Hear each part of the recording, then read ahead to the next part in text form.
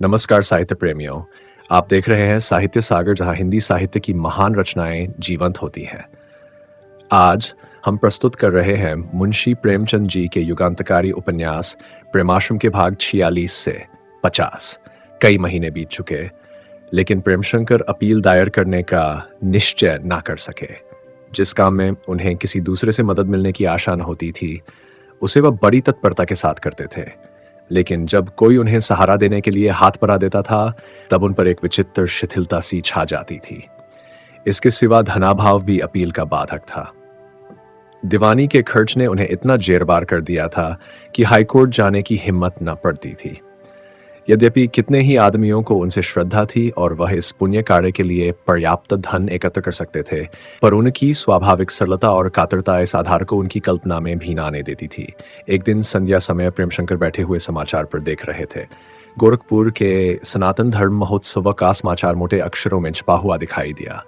जानशंकर को उन्होंने स्वयं मन में धूढ़ और स्वार्थ परायणता का पुतला समझ रखा था। अब उनकी इस निष्ठा और धर्म परायणता वृत्त पढ़कर उन्हें अपनी संकीर्णता पर अत्यंत खेद हुआ। मैं कितना निर्बुद्धि हूं। ऐसी दिव्य और विमल आत्मा पर अनुचित संदेह करने लगा। जानशंकर के प्रति उनके हृदय में भक्ति की तरंगे सी उठने लगीं। उनकी सराहना करने की ऐसी उत्कट इच्छा हुई कि उन्होंने मस्ता और भोला को कई बार पुकारा। जब उनमें से किसी ने जवाबन दिया तो वह मस्ता की झोंपड़ी की ओर चले कि अकस्मात दुर्गा, मस्ता और कृषिशाला के कई और नौकर एक मनुष्य को खींच खींच कर लाते हुए दिखाई दिए। सबके सब उसे गालियां दे रहे थे और मस्ता रह रहकर एक धौल जमा देता था। प्रेमशंकर ने आगे बढ़कर तीव्र स्वर में कहा, क्या है भोला, इसे क्यों मार रहे हो? मस्ता भैया, ये न जाने कौन आदमी है, फाटक से चिपटा खड़ा था। अभी मैं फाटक बंद करने गया तो इसे देखा। मुझे देखते ही वह दबक गया। बस मैंने चुपके से आकर सबको साथ लिया और बच्चू को पकड़ लिया। जरूर से जरूर कोई चोर है। प्रेम, चोर सही, तुम्हारा कुछ चुराया तो नहीं? फिर क्यों मारते हो? ये कहते हुए अपने बरामदे में बैठ गए। चोर को भी लोगों ने वहीं लाकर खड़ा किया। ज्यों ही लालटेन के प्रकाश में उसकी सूरत दिखाई दी, प्रेमशंकर के मुंह से एक चीख सी निकल गई। अरे ये तो बिसेसर सा है। बिसेसर ने आंसू पोंछते हुए कहा, हाँ सरकार, मैं बिसेसर ही हूं। प्रेमशंकर ने अपने नौकरों से कठोर स्वर में कहा, तुम लोग निरे गवार और मूर्ख हो। न जाने तो तुम्हें कभी समझ आएगी भी या नहीं। मस्ता भैया, हम तो बार बार पूछते रहे कि तुम कौन हो। वह कुछ बोले ही नहीं तो मैं क्या करता। प्रेम, बस चुप रह गंवार कहीं का। नौकरों ने देखा कि हमसे भूल हो गई तो चुपके से एक एक करके सरक गए। प्रेमशंकर को क्रोध में देखकर सबके सब थर थर कांपने लगे थे। यद्यपि प्रेमशंकर उन सबसे भाईचारे का बर्ताव करते थे, पर वह सब उनका बड़ा अदब करते थे। उनके सामने छिल्लम तक न पीते। उनके चले जाने के बाद प्रेमशंकर ने बिसेसर शाह को खाट पर बैठाया और अत्यंत लज्जित होकर बोले, शाह जी, मुझे बड़ा दुख है कि मेरे आदमियों ने आपके साथ अनुचित व्यवहार किया। सबके सब उजड़ और मूर्ख हैं। बिसेसर ने ठंडी सांस लेकर कहा, नहीं भैया, इन्होंने कोई बुरा सलूक नहीं किया। मैं इसी लायक हूं। आप मुझे खंभे में बांध कर कोड़े लगवाए तब भी बुरा न मानूंगा। मैं विश्वासघाती हूं। मुझे जो सजा मिले वह थोड़ी है। मैंने अपनी जान के डर से सारे गांव को मटियामेट कर दिया। न जाने मेरी बुद्धि कहां चली गई थी। पुलिसवासों की भभकी में आ गया। वह सब ऐसी ऐसी बातें करते हैं, इतना डराते और धमकाते हैं कि सीधा साधा आदमी बिल्कुल उनकी मुट्ठी में आ जाता है। उन्हें जरूर से जरूर किसी देवता का इष्ट की जो कुछ कहलाता है वही मुंह से निकलता है। भगवान जानते हैं जो गौस खां के बारे में किसी से कुछ बात हुई हो। मुझे तो उनके कत्ल का हाल दिन चढ़े मालूम हुआ जब मैं पूजा पाठ करके दुकान पर आया, पर दरोगा जी थाने में ले जाकर मेरी सांसत करने लगे। तब मुझ पर जैसे कोई जादू हो गया। उनकी एक एक बात दोहराने लगा। जब मैं अदालत में बयान दे रहा था तब शर्म के मारे मेरी आंखें ऊपर न उठती थीं। मेरे जैसा कुकर्मी संसार में न होगा। जिन आदमियों के साथ रात दिन का रहना सहना उठना बैठना था, जो मेरे दुख दर्द में शरीक होते थे, उन्हीं के गर्दन पर मैंने छुरी चलाई। जब कादिर ने मेरा बयान सुनकर कहा, बिसेसर, भगवान से डरो, उस घड़ी मेरा ऐसा जी चाहता था कि धरती फट जाए और मैं उसमें समा जाऊं। मन होता था कि साफ साफ कह दूं, यह सब सिखाई पढ़ाई बातें हैं। पर दरोगा जी की ओर ज्यों ही आंख उठती थी, मेरा हियाव छूट जाता था। जिस दिन से मनोहर ने अपने गले में फांसी लगाई है, उस दिन से मेरी नींद हराम हो गई। रात को सोते सोते चौंक पड़ता हूं। जैसे मनोहर सिरहाने खड़ा हो। सांझ होते ही घर के किवाड़ बंद कर देता हूँ। बाहर निकलता हूँ तो जान पड़ता है मनोहर सामने आ रहा है। उधर गांव में अंधेर मचा हुआ है। सबके बाल बच्चे भूखों मर रहे हैं। फैजू और करतार नित नित नए तूफान रचते रहते हैं। भगवान सुखू चौधरी का भला करे, उनके हृदय में दया आई, 2 साल की माल गुजारी अदा कर दी, नहीं तो अब तक सारा गांव बेदखल हो गया होता। इस पर फैज जला जाता है। जब सुक्खू आ जाते हैं तो भीगी बिल्ली बन जाता है, लेकिन ज्यों ही वह चले जाते हैं फिर वही उपद्रव करने लगता है। इन गरीबों का कष्ट मुझसे नहीं देखा जाता। जिसे चाहता है मारता है, सब डांट लेता है। एक दिन कादिर मियाँ के घर में आग लगवा दी। और तो और अब गांव की बहू बेटियों की इज्जत हुर्मत भी बचती नहीं दिखाई देती। मनोहर के घर सास बहू में रार मची हुई है। दोनों अलग अलग रहती हैं। परसों रात की बात है, फैजू और करतार दोनों बहू के घर में घुस गए। उस बेचारी ने चिल्लाना शुरू किया, सास पहुंच गई और लोग भी पहुंच गए। दोनों निकलकर भागे। सवेरा होते ही इसकी कसर निकली। करतार ने मनोहर की दुल्हन को इतना मारा कि बेचारी पड़ी हल्दी पी रही है। यह सब पाप मेरे सिवा और किसके सिर पड़ता होगा। मैं ही इस सारी विपद लीला की जड़ हूं। भगवान नन जाने मेरी क्या दुर्गत करेंगे। काहे भैया, क्या अब कुछ नहीं हो सकता? सुनते हैं तो अपील करने वाले हो तो जल्दी कर क्यों नहीं देते?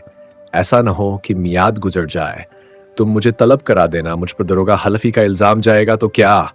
पर मैं अब की सब कुछ सच सच कह दूंगा। यही न होगा, मेरी सजा हो जाएगी, गांव का तो भला हो जाएगा। मैं 1500 से मदद भी कर सकता हूं। प्रेमशंकर, हाईकोर्ट में तो मिसल देखकर फैसला होता है, किसी के बयान नहीं लिए जाते। बिसेसर, भैया कुछ देने लेने से काम चले तो दे दो। 1500 का मुहम्मद देखो, मुझसे जो कुछ फरमाओ उसके लिए हाजिर हूं। यह बात मेरे मन में समाई हुई है, पर आपको मुंह दिखाने की हिम्मत नहीं पड़ती थी। आज कुछ सौदा लेने चला तो चौपाल के सामने फैजू मिल गए। कहने लगे, जाते हो तो ये रुपए लेते जाओ, मालिकों के घर भेजवा देना। मैंने रुपए लिए और देवड़ी पर जाकर छोटी बहू के 10 रुपये भेज दिए। जब चलने लगा तो बड़ी बहू ने दीवान खाने में मुझे बुलाया। उनको देखकर ऐसा जान पड़ा मानो साक्षात देवी के दर्शन हो गए। उन्होंने मुझे ऐसा ऐसा उपदेश दिया कि आपसे क्या कहूं। मेरी आंखें खुल गईं। मन में ठान कर चला कि आपसे अपील दायर करने की कहूं, जिसमें मेरा भी उद्धार हो जाए। लेकिन 2-3 बार आज आकर लौट गया। आपको मुंह दिखाते लाज आती थी। सूरज डूबते वक्त फिर आया, पर वहीं फाटक के पास दुविधा में खड़ा सोच रहा था कि क्या करूं। इतने में आपके आदमियों ने देख लिया और आपकी शरण में ले आए। मुझ जैसे झूठे दगाबाज आदमी का एतबार ही क्या। पर अब मैं सौगंध खा के कहता हूं कि फिर जो मेरा बयान लिया जाएगा तो मैं एक एक बात खोल कह दूंगा, चाहे उल्टी पड़े या सीधी। आप जरूर अपील कीजिए। प्रेमशंकर बिसेसर शाह को महानीच कपटी अधम मनुष्य समझते थे। उनके विचार में वह मनुष्य कहलाने के योग्य भी न था, लेकिन उसकी इस ग्लानि सूचक बातों ने उसे पिशाच श्रेणी से उठाकर देवासन पर बैठा दिया। भगवान, जिसे मैं दुरात्मा समझता था, उसके हृदय में आत्मग्लानि की ये पवित्र भाव, यह आत्मोकर्ष, यह ईश्वर भीरुता, यह सदुद्गार। मैं कितने भ्रम में पड़ा हुआ था। दुनिया के लोग अनायास ही बदनाम करते हैं, पर मैंने तो हर एक बुरे को अच्छा ही पाया। इसे अपने सौभाग्य के सिवा और क्या कहूं। ईश्वर मुझे इस अविश्वास के लिए क्षमा करना। यह सोचकर उनकी आंखों में आंसू भर आए। बोले, शाह जी, तुम्हारी बातें सुनकर मुझे वही आनंद हुआ जो किसी सच्चे साधु के उपदेश से होता है। मैं बहुत जल्द अपील करने वाला हूं। अर्जन यही है कि गवाहों के बयान कैसे बदले जाए। संभव है हाईकोर्ट मुकदमे पर नजरसानी करने की आज्ञा दे दे और फिर इसी अदालत में मामला में पेश हो, लेकिन बयान बदलने से तुम और डॉक्टर प्रियनाथ दोनों ही फंस जाओगे। प्रियनाथ ने तो अपने बचाव की युक्ति सोच ली, लेकिन तुम्हारा बचाव कठिन है। इसे अच्छी तरह सोच लो। बिसेसर खूब सोच लिया है। ईश्वर ने चाहा तो तुम भी बच जाओगे। मैं कल वकीलों से इस विषय में सलाह लूंगा। यह कहकर कर वह बिसेसर के खाने पीने का प्रबंध करने चले गए। जानशंकर लखनऊ से सीधे बनारस पहुंचे, किंतु मन उदार और खिन्नन रहते। नन हवा खाने जाते, नन किसी से मिलते जुलते। उनकी दशा इस समय उस पक्षी की सी थी जिसके दोनों पंख कट गए हों, या उस स्त्री की सी जो किसी दैवी प्रकोप से पति पुत्र विहीन हो गई हो। उनके जीवन की सारी आकांक्षाएं मिट्टी में मिलती हुई जान पड़ती थीं। अभी 1 सप्ताह पहले उनकी आशा लता सुखद समीरण से लहरा रही थी। उस स्थान पर अब केवल झुलसी हुई पत्तियों का ढेर था। उन्हें पूरा विश्वास था कि राय साहब ने सारा वृत्तांत गायत्री को लिख दिया होगा। पूरी के लिए लपके थे, आधी भी हाथ से गई। उन्हें सबसे विषम वेदना यह थी कि मेरे मनोभावों की कली खुल गई। अगर धैर्य का कोई आधार था तो यही दार्शनिक विचार था कि इन अवस्थाओं में मेरे लिए अपने लक्ष्य पर पहुंचने का और कोई मार्ग न था। उन्हें अपने कृत्यों पर लेशमात्र भी ग्लानि या लज्जा न थी। बस यही खेद था कि मेरे सारे षड्यंत्र निष्फल हो गए। लखनऊ से उन्होंने गायत्री को कई पत्र लिखे थे, पर बनारस से उसे पत्र लिखने की हिम्मत न पड़ती थी। उसके पास से आई हुई चिट्ठियों को भी वह बहुत डरते डरते खोलते थे। समाचार पत्रों को खेलते हुए उनके हाथ कांपने लगते थे। विद्या के पत्र रोज आते थे। उन्हें पढ़ना जानशंकर के लिए अपनी भाग्य रेखा पढ़ने से कम रोमांचकारी न था। वह एक एक वाक्य को इस तरह डर डर कर पढ़ते मानो किसी अंधेरी गुफा में कदम रखते हों। भय लगा रहता था कि कहीं उस दुर्घटना का जिक्र न आ जाए। बहुधा साधारण वाक्यों पर विचार करने लगते कि कहीं इसमें कोई गूढ़ाशय, कोई रहस्य, कोई उक्ति तो नहीं है। 10वें दिन गायत्री के यहां से एक बहुत लंबा पत्र आया। जानशंकर ने उसे हाथ में लिया तो उनकी छाती बल्लियों उछलने लगी। बड़ी मुश्किल से पत्र खोला और जैसे हम कड़वी दवा को एक ही घूंट में पी जाते हैं, उन्होंने एक ही सरसरी निगाह में सारा पत्र पढ़ लिया। चित्त शांत हुआ। राय साहब की कोई चर्चा न थी। तब उन्होंने निश्चिंत होकर पत्र को दोबारा पढ़ा। गायत्री ने उनके पत्र न भेजने पर मर्मस्पर्शी शब्दों में अपनी विकलता प्रकट की थी और शीघ्र ही गोरखपुर आने के लिए बड़े विनीत भाव से आग्रह किया था। जानशंकर ने सावधान होकर सांस ली। गायत्री ने अपने चित्त की दशा को छिपाने का बहुत प्रयत्न किया था, जिस पर उसका एक एक शब्द जानशंकर की मरणासन आशाओं के लिए सुधा के तुल्य था। आशा बढ़ी, संतोष हुआ कि अभी बात नहीं बिगड़ी, मैं भी जरूरत पड़ने पर शायद उसकी दृष्टि में निर्दोष बन सकूं। शायद राय साहब के लांछनों को मिथ्या सिद्ध कर सकूं, शायद सत्य को असत्य कर सकूं। संभव है मेरे सजल नेत्र अब भी मेरी निर्दोषता का विश्वास दिला सके। इसी आवेश में उन्होंने गायत्री को पत्र लिखा, जिसका अधिकांश विरह व्यथा में भेंट करने के बाद उन्होंने राय साहब को मिथ्याक्षेप की ओर भी संकेत दिया। उनके अंतिम शब्द थे, आप मेरे स्वभाव और मनोविचारों से भली भांति परिचित हैं। मुझे अगर जीवन में कोई अभिलाषा है तो यही है कि मुरली की धुन सुनते हुए इस असार संसार में प्रस्थान कर जाऊं। मरने लगूं तो उसी मुरली वाले की सूरत आंखों के सामने हो और यह सिर राधा की गोद में हो। इसके अतिरिक्त मुझे कोई इच्छा और कोई लालसा नहीं है। राधिका की एक तिरछी चितवन, एक मृदुल मुस्कान, एक मीठी चुटकी, एक अनोखी छटा पर समस्त संसार की संपदा न्योछावर कर सकता हूं, पर जब तक संसार में हूं, संसार की कालिमा से क्यों कर बच सकता? मैंने राय साहब से संगीत परिषद के विषय में कुछ स्पष्ट भाषण किया था। उसका फल यह हुआ कि अब वे मेरी जान के दुश्मन हो गए हैं। आपसे अपनी विपत्ति कथा क्या कहूं, आपको सुनकर दुख होगा। उन्होंने मुझे मारने के लिए पिस्तौल हाथ में लिया था। अगर भाग ना आता तो यह पत्र लिखने के लिए जीवित भी न रहता। मुझे हुक्म है कि अब फिर उन्हें मुंह दिखलाऊं। इतना ही नहीं, मुझे आपसे पृथक रहने की आज्ञा, इस आज्ञा को भंग करने का ऐसा कठोर दंड निर्वाचित किया गया है कि उसका उल्लेख करके मैं आपके कोमल हृदय को दुखाना नहीं चाहता। मेरे मौनव्रत का यही कारण है। संभव है आपके पास भी इस आशय का कोई पत्र पहुंचा हो और आपको भी मुझे दूध की मक्खी समझने का उपदेश किया गया हो। ऐसी दशा में आप जो उचित समझे करें। पिताजी की आज्ञा के सामने सिर झुकाना आपका कर्तव्य है, उसका आप पालन करें। मैं आपसे दूर रहकर भी आपके निकट हूं। संसार की कोई शक्ति मुझे आपसे अलग नहीं कर सकती। आध्यात्मिक बंधन को कौन तोड़ सकता है? यह कृष्ण का प्रेमी निरंतर राधा की गोद में संलग्न रहेगा। आपसे केवल यही भिक्षा मांगता हूं कि मेरी ओर से मनमुटाव न करें और अपने उदार हृदय के एक कोने में मेरी स्मृति बनाए रखें। जानशंकर के जाने के बाद गायत्री को एक एक क्षण काटना दुस्तर हो गया था। उसे अब जात हुआ कि मैं कितने गहरे पानी में आ गई हूं। जब तक जानशंकर के हाथों का सहारा था, उस गहराई का अंदाज न होता था। उस सहारे के टूटते ही उसके पैर फिसलने लगे। वह संभालना चाहती थी, पर तरंग का वेग संभलने न देता था।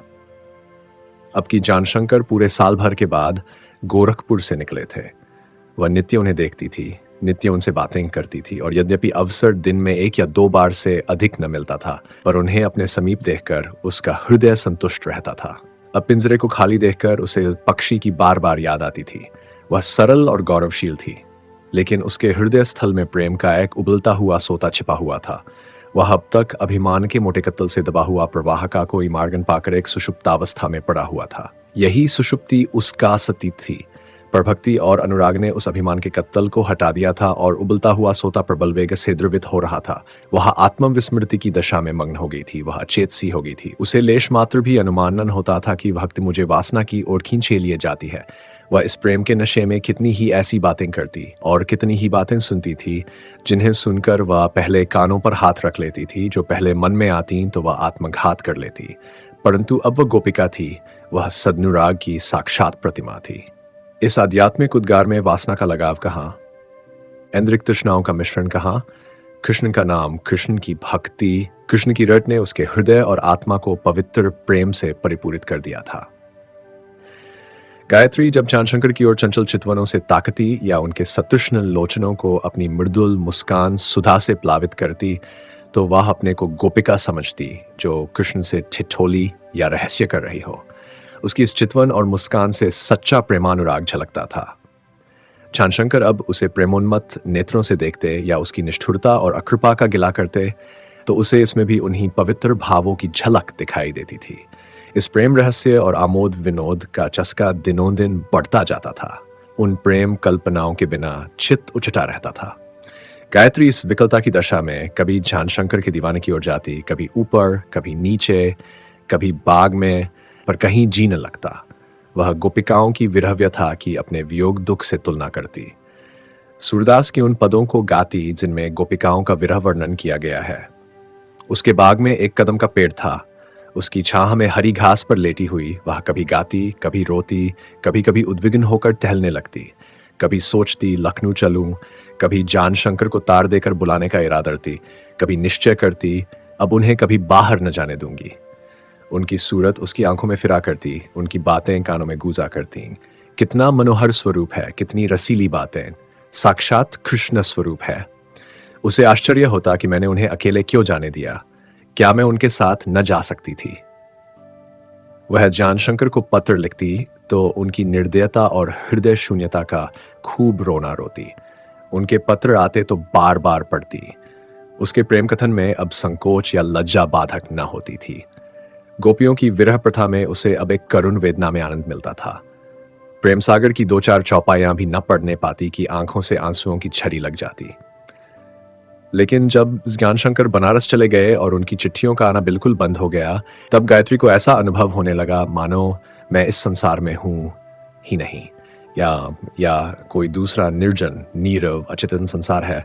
उसे ज्ञानशंकर बनारस आने का समाचार ज्ञात न था। वह लखनऊ के पते से नित्य प्रतिपत्र भेजती रही, लेकिन जब लगातार कई पत्रों का जवाब न आया, तब उसे अपने ऊपर जुझलाहट होने लगी। वह गोपियों की भांति अपना ही तिरस्कार करती कि मैं क्यों ऐसे निर्दय, निष्ठुर, कठोर मनुष्य के पीछे अपनी जान खपा रही हूं। क्या उनकी तरह मैं निष्ठुर नहीं बन सकती? वह मुझे भूल सकते हैं तो मैं उन्हें नहीं भूल सकती। किंतु एक ही क्षण में उसका यह मान लुप्त हो जाता और वह फिर खोई हुई सी इधर उधर फिरने लगती। किंतु जब 10वें दिन जानशंकर का विवशता सूचक पत्र पहुंचा तो पढ़ते ही गायत्री का चंचल हृदय अधीर हो उठा। वह उस विवशकारी आवेश के साथ उनकी ओर लपकी। यह उसकी प्रीति की पहली परीक्षा थी। अब तक उसका प्रेम मार्ग कांटों से साफ था। यह पहला कांटा था जो उसके पैर में चुभा। क्या पहली ही बाधा मुझे प्रेम मार्ग से विचलित कर देगी? मेरे ही कारण तो जानशंकर पर मुसीबतें आई हैं। मैं ही तो उनकी इन विडंबनाओं की जड़ हूं। पिताजी उनसे नाराज है तो हुआ करें, मुझे इसकी चिंता नहीं।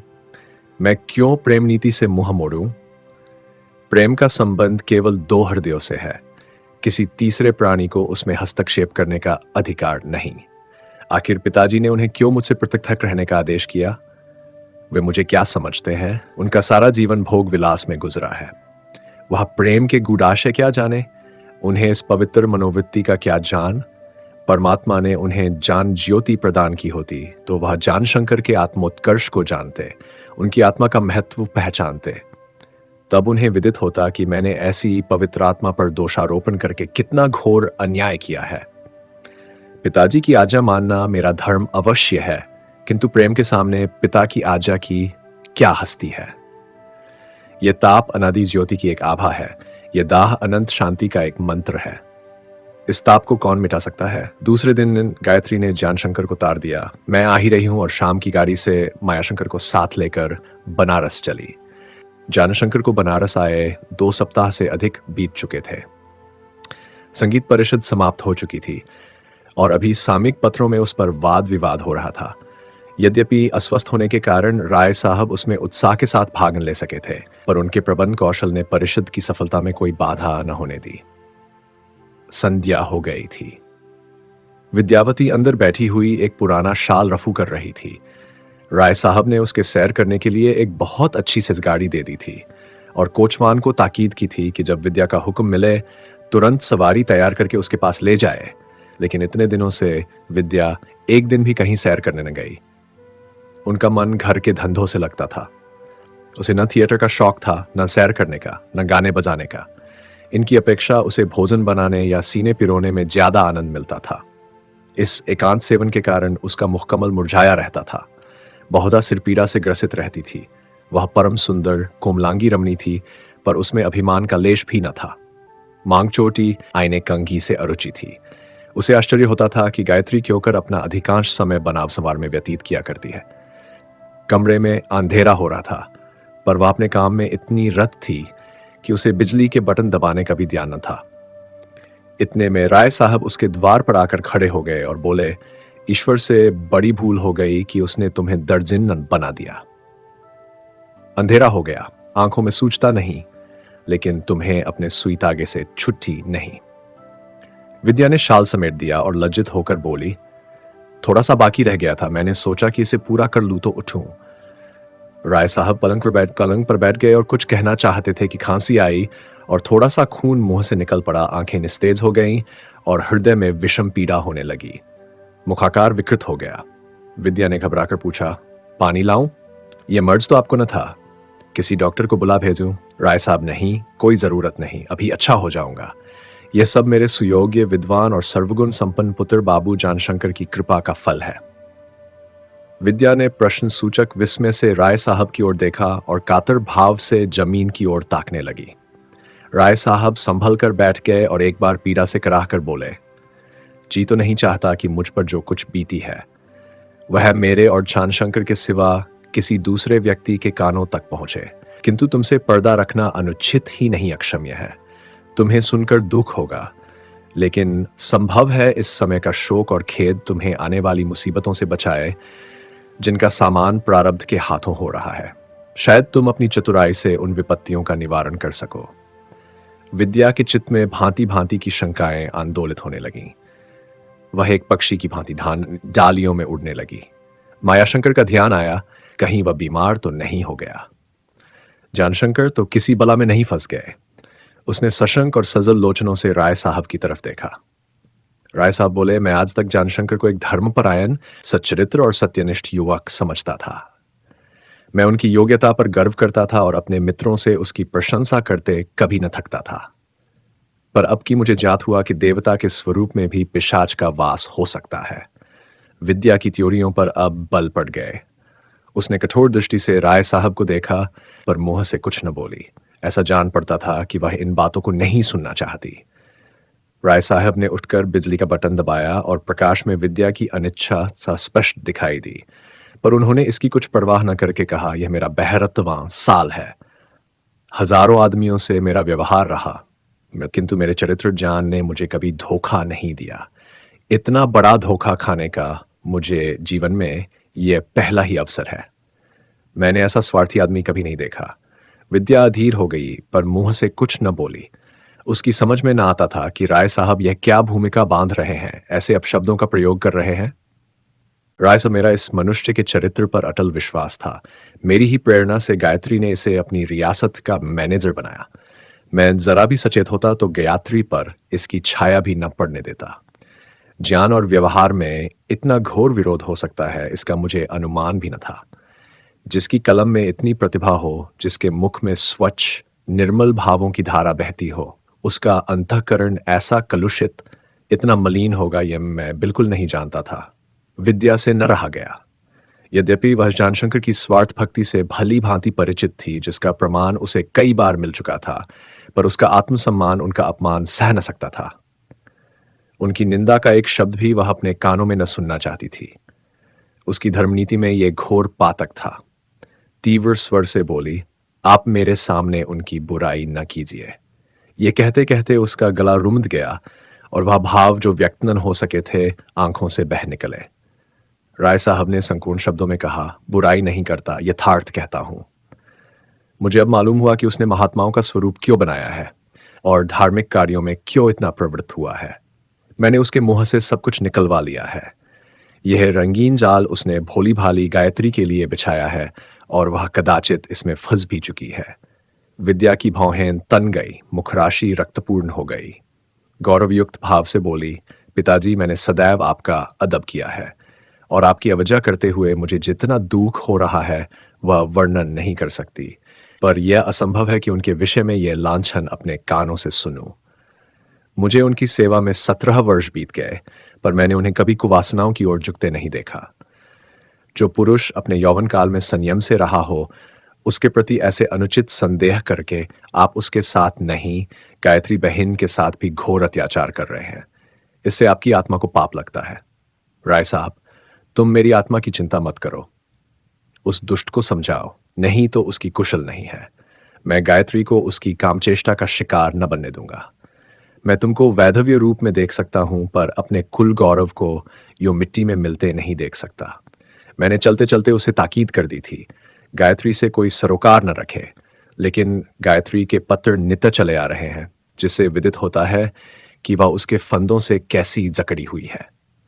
यदि तुम बचा सकती हो तो बचाओ, अन्यथा यही हाथ जिन्होंने एक दिन उसके पैरों पर फूल और हार चढ़ाए थे उसे कुल गौरव की वेदी पर बलिदान कर देंगे। विद्या रोती हुई बोली, आप मुझे अपने घर बुलाकर इतना अपमान कर रहे हैं, यह आपको शोभा नहीं देता। आपका हृदय इतना कठोर हो गया है। जब आपके मन में ऐसे ऐसे भाव उठ रहे हैं, तब मैं यहाँ एक क्षण भी नहीं रुकना चाहती। मैं जिस पुरुष की स्त्री हूं उस पर संदेह करके अपना परलोक नहीं बिगाड़ सकती। वह आपके कथनानुसार कुचरित्र सही, दुरात्मा सही, कुमार्गी सही, परंतु मेरे लिए देवतुल्य हैं। यदि मैं जानती कि आप मेरा इतना अपमान करेंगे तो भूल कर भी ना आती। अगर आपका विचार है कि मैं रिया सतलोभ से यहाँ आती हूँ और आपको फंदे में फंसाना चाहती हूँ, आप बड़ी भूल करते हैं। मुझे रिया सत की जरा भी परवाह नहीं। मैं ईश्वर को साक्षी देकर कहती हूँ, मैं अपनी स्थिति से संतुष्ट हूँ और मुझे पूरा विश्वास है कि माया शंकर भी संतोषी बालक है। उसे आपके चित्त की यह वृत्ति मालूम हो गई है तो वह इस रियासत की ओर आंख उठा कभी न देखेगा। आपको इस विषय में आदि से अंत तक धोखा हुआ है। इस तिरस्कार से राय साहब कुछ धीमे में पड़ गए। लज्जित होकर बोले, हाँ संभव है, इसीलिए कि अब मैं बूढ़ा हुआ, कुछ का कुछ देखता हूँ, कुछ का कुछ सुनता हूँ, अधिक लोभी, अधिक शक्की हो गया हूँ। मैं नहीं चाहता था कि तुम्हारी आंखों में तुम्हारे पति को उससे ज्यादा गिराऊं जितना कि उसकी प्राण रक्षा के लिए आवश्यक है, पर तुम्हारी मिथ्या पति भक्ति मुझे मजबूर कर रही है कि उसके कुकृत्यों को सविस्तार बयान करूं। तुमने मुझे भी पहले देखा था, क्या मेरी ये दशा थी? मैं ऐसा ही दुर्बल, रुग्ण और जर्जर था? क्या इसी तरह मुझे एक पग चलना भी कठिन था? मैं इसी तरह रुधिर थूकता था? यह सब उसी का किया हुआ है। उसने मुझे भोजन के साथ इतना विष खिला दिया है कि यदि उसे 20 आदमी खाते को एक की भी जान न बचती। यह केवल भ्रम नहीं है, मैं उसका संदेह प्रमाण बना बैठा हूं। उसने स्वयं इस पापाचार को स्वीकार किया। पहला ग्रास खाते ही मुझ पर सारा रहस्य खुल गया, पर मैंने केवल यह दिखलाने देने के लिए कि मुझे मारना इतना सुलभ नहीं है जितना उसने समझा था, पूरी थाली साफ कर दी। मुझे विश्वास था कि मैं योग क्रियाओं द्वारा विष को निकाल डालूंगा, पर क्षण मात्र में विष रोम रोम में घुस गया। मैं उसे निकाल न सका। मैंने अपनी स्वास्थ्य रक्षा और दीर्घ जीवन के लिए सब कुछ किया जो मनुष्य कर सकता है, और जिसका फल यह था कि 72 साल का बुढ़ा होकर एक 25 वर्ष के युवक से अधिक बलवान और साहसी था। मैं अपने जीवन को चरम सीमा तक ले जाना चाहता था। इसके लिए मैंने कितना संयम किया, कितनी योग क्रियाएं की, साधु संतों की कितनी सेवा की, जड़ी बूटियों की खोज में कहाँ कहाँ मारा मारा फिरा, तिब्बत और कश्मीर की खाक छानता फिरा, पर इस नराधम ने मेरी सारी आयोजनाओं पर पानी फेर दिया। मैंने अपनी सारी संपत्ति कार्य सिद्धि पर अर्पण कर दी थी। योग और तंत्र का अभ्यास इसी हेतु से किया था कि अक्षय यौवन तेज का आनंद उठाता रहूं। विलास भोग ही मेरे जीवन का एकमात्र उद्देश्य था। चिंता को मैं सदैव काला नाग समझता रहा। मेरे नौकर चाकर प्रजा पर नाना प्रकार के अत्याचार करते, पर मैंने उसकी फरियाद को कभी सुख भोग में बाधक नहीं होने दिया। अगर अभी अपने इलाके में जाता भी था तो प्रजा का कष्ट निवारण करने के लिए, किंतु इस निर्दयी पिशाच की बदौलत सारे गुनाह बेलजत हो गए। अब मैं केवल अस्थि पिंजर हूं, प्राण शून्य, शक्तिहीन। ये कहते कहते राय साहब विषम पीड़ा से कराह उठे। जोर से खांसी आई और खून के लोथड़े मुंह से निकल आए। कई मिनट तक वह मूर्छावस्था में पड़े रहे। सहसा लपक कर उठे और बोले, तुम प्रातः काल बनारस चली जाओ और हो सके तो अपने पति को अग्निकुंड में गिरने से बचाओ। तुम्हारी पति भक्ति ने मुझे शांत कर दिया। मैं उसे प्राण देना चाहता हूं, लेकिन सरल हृदय गायत्री की रक्षा का भार तुम्हारे ही ऊपर है। अगर उसके सतीत्व पर जरा भी धब्बाल गा तो सर्वनाश हो जाएगा। यही मेरी अंतिम चेतावनी है। इस शाप का निवारण गायत्री की सतीत्व रक्षा से ही होगा। तुम्हारे कल्याण की और कोई युक्ति नहीं है। यह कहकर राय साहब धीरे से उठे और चले गए। तब विद्या ग्लानि, लज्जा और नैराश्य से मर्माहत होकर पलंग पर लेट गई और बिलख बिलख कर रोने लगी। राय साहब के पहले आक्षेप का उसने प्रतिवाद किया था, पर इस दूसरे अपराध के विषय में वह अविश्वास का सहारा न ले सकी। अपने पति की स्वार्थ नीति से खूब परिचित थी, पर उनकी वक्रता इतनी घोर और घातक हो सकती है, इसका उसे अनुमान भी न था। अब तक उनकी कुवृत्तियों का पर्दा ढका हुआ था।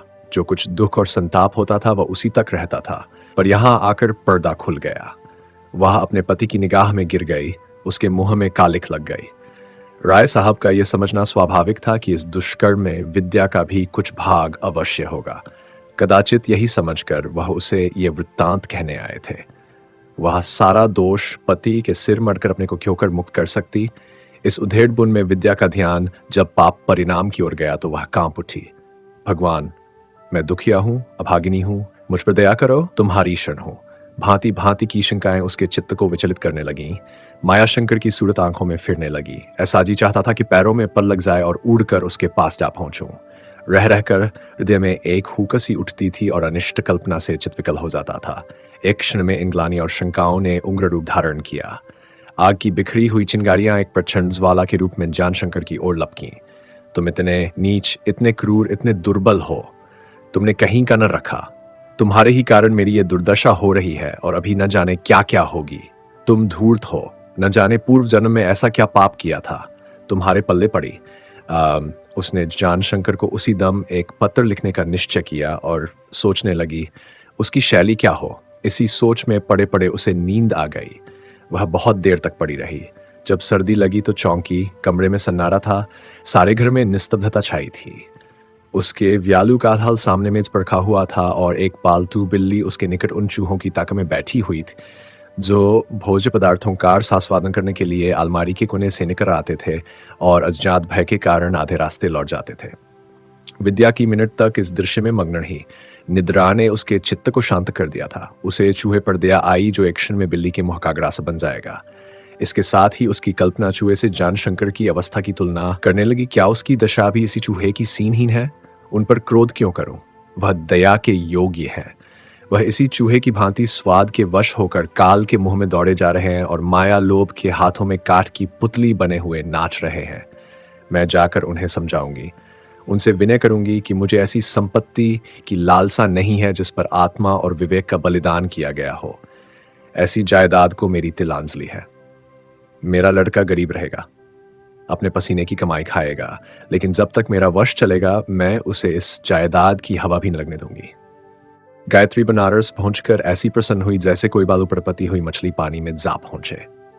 जानशंकर पर राय साहब की धमकियों का ऐसा छाया हुआ कि गायत्री के आने पर वह और भी सशंक हो गए, लेकिन गायत्री की सांत्वना ने शनय उन्हें सावधान कर दिया। उसने स्पष्ट कह दिया कि मेरा प्रेम पिता की आज्ञा के अधीन ही हो सकता।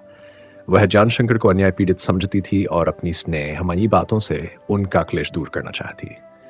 जानशंकर जब गायत्री की ओर से निश्चिंत हो गए तो उसे बनारस के घाटों और मंदिरों की सैर कराने लगे। प्रातःकाल उसे लेकर गंगा स्नान करने जाते। संध्या समय बजरे पर या नौका पर बैठकर घाटों की बहार दिखाते। उनके द्वार पर पंडों की भीड़ लगी रहती। गायत्री की दानशीलता की सारे नगर में धूम मच गई। एक दिन वह हिंदू विश्वविद्यालय देखने गई और 20,000 दे आई। दूसरे दिन इत्तहादी यतीम खाने, कामुआई नाकी और 2,000 रुपये बिल्डिंग फंड को प्रदान किए। सनातन धर्म के नेतागण गुरुकुल आश्रम के लिए चंदा मांगने आए। 4,000 उनकी नज़र की एक दिन गोपाल मंदिर में पूजा करने गई और महन जी को 2,000 भेंट कर आई। आधी रात तक कीर्तन का आनंद उठाती रही। उस कामन कीर्तन में सम्मिलित होने के लिए अलायत हो रहा था, पर ज्ञान शंकर को यह अनुचित जान पड़ता था। ऐसा कीर्तन उसने कभी न सुना था। इसी भांति एक सप्ताह बीत गया। संध्या हो गई थी। गायत्री बैठी बनारसी साड़ियों का निरीक्षण कर रही थी। वह उनमें से एक साड़ी लेना चाहती थी, पर रंग का निश्चय न कर सकती थी। एक एक साड़ी को सिर पर ओढ़कर आईने में देखती और उसे तय करके रख देती। कौन रंग सबसे अधिक खिलता है, इसका फैसला ना होता था। इतने में श्रद्धा आ गई। गायत्री ने कहा, बहन भली आई, बताओ इसमें से कौन सी साड़ी लूं? मुझे तो सब एक सी लगती हैं। श्रद्धा ने मुस्कुराकर कहा, मैं गवारिन इन बातों को क्या समझूं? गायत्री, चलो बातें न बनाओ, मैं इसका फैसला तुम्हारे ही ऊपर छोड़ती हूं। एक अपने लिए चुनो और एक मेरे लिए। श्रद्धा, आप ले लीजिए, मुझे जरूरत नहीं है। ये फिरोजी साड़ी आप पर खूब खिलेगी। मेरी खातिर से एक साड़ी ले लो। श्रद्धा, लेकर क्या करूंगी? धरे धरे कीड़े खा जाएंगे। श्रद्धा ने यह बात कुछ ऐसे करुण भाव से कही कि गायत्री के हृदय पर चोट सी लग गई। बोली, कब तक ये जोग साधोगी? बाबू प्रेमशंकर को मना क्यों नहीं लेती? श्रद्धा ने सजल नेत्रों से मुस्कुराकर, क्या करूं, मुझे मनाना नहीं आता। गायत्री, मैं मना दूं? श्रद्धा, इससे बड़ा और कौन उपकार होगा, पर मुझे आपके सफल होने की आशा नहीं है। उन्हें अपनी टेक है और मैं धर्म शास्त्र से टल नहीं सकती। फिर भला मेल क्यों कर होगा?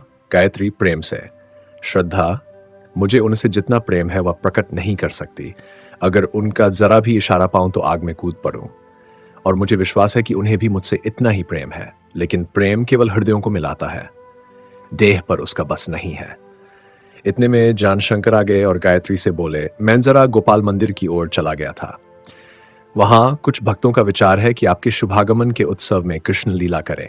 मैंने उनसे कह दिया है कि इसी बंगले के सामने वाले सहन में नाट्यशाला बनाई जाए। गायत्री का मुखकमल खिल उठा। बोली, यह जगह काफी होगी? जान, हाँ, बहुत जगह है।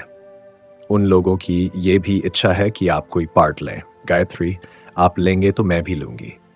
जान शंकर दूसरे ही दिन रंगभूमि के बनाने में दत्तचित्त हो गए।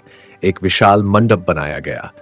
कई दिनों तक उसकी सजावट होती रही। फर्श, कुर्सियां, शीशे के सामान, फूलों के गमले, अच्छी अच्छी तस्वीरें सभी यथास्थान शोभा देने लगीं। बाहर विज्ञापन बांटे गए। रईसों के पास छपे हुए निमंत्रण पत्र भेजे गए। 4 दिन तक जानशंकर को बैठने का अवसर न मिला।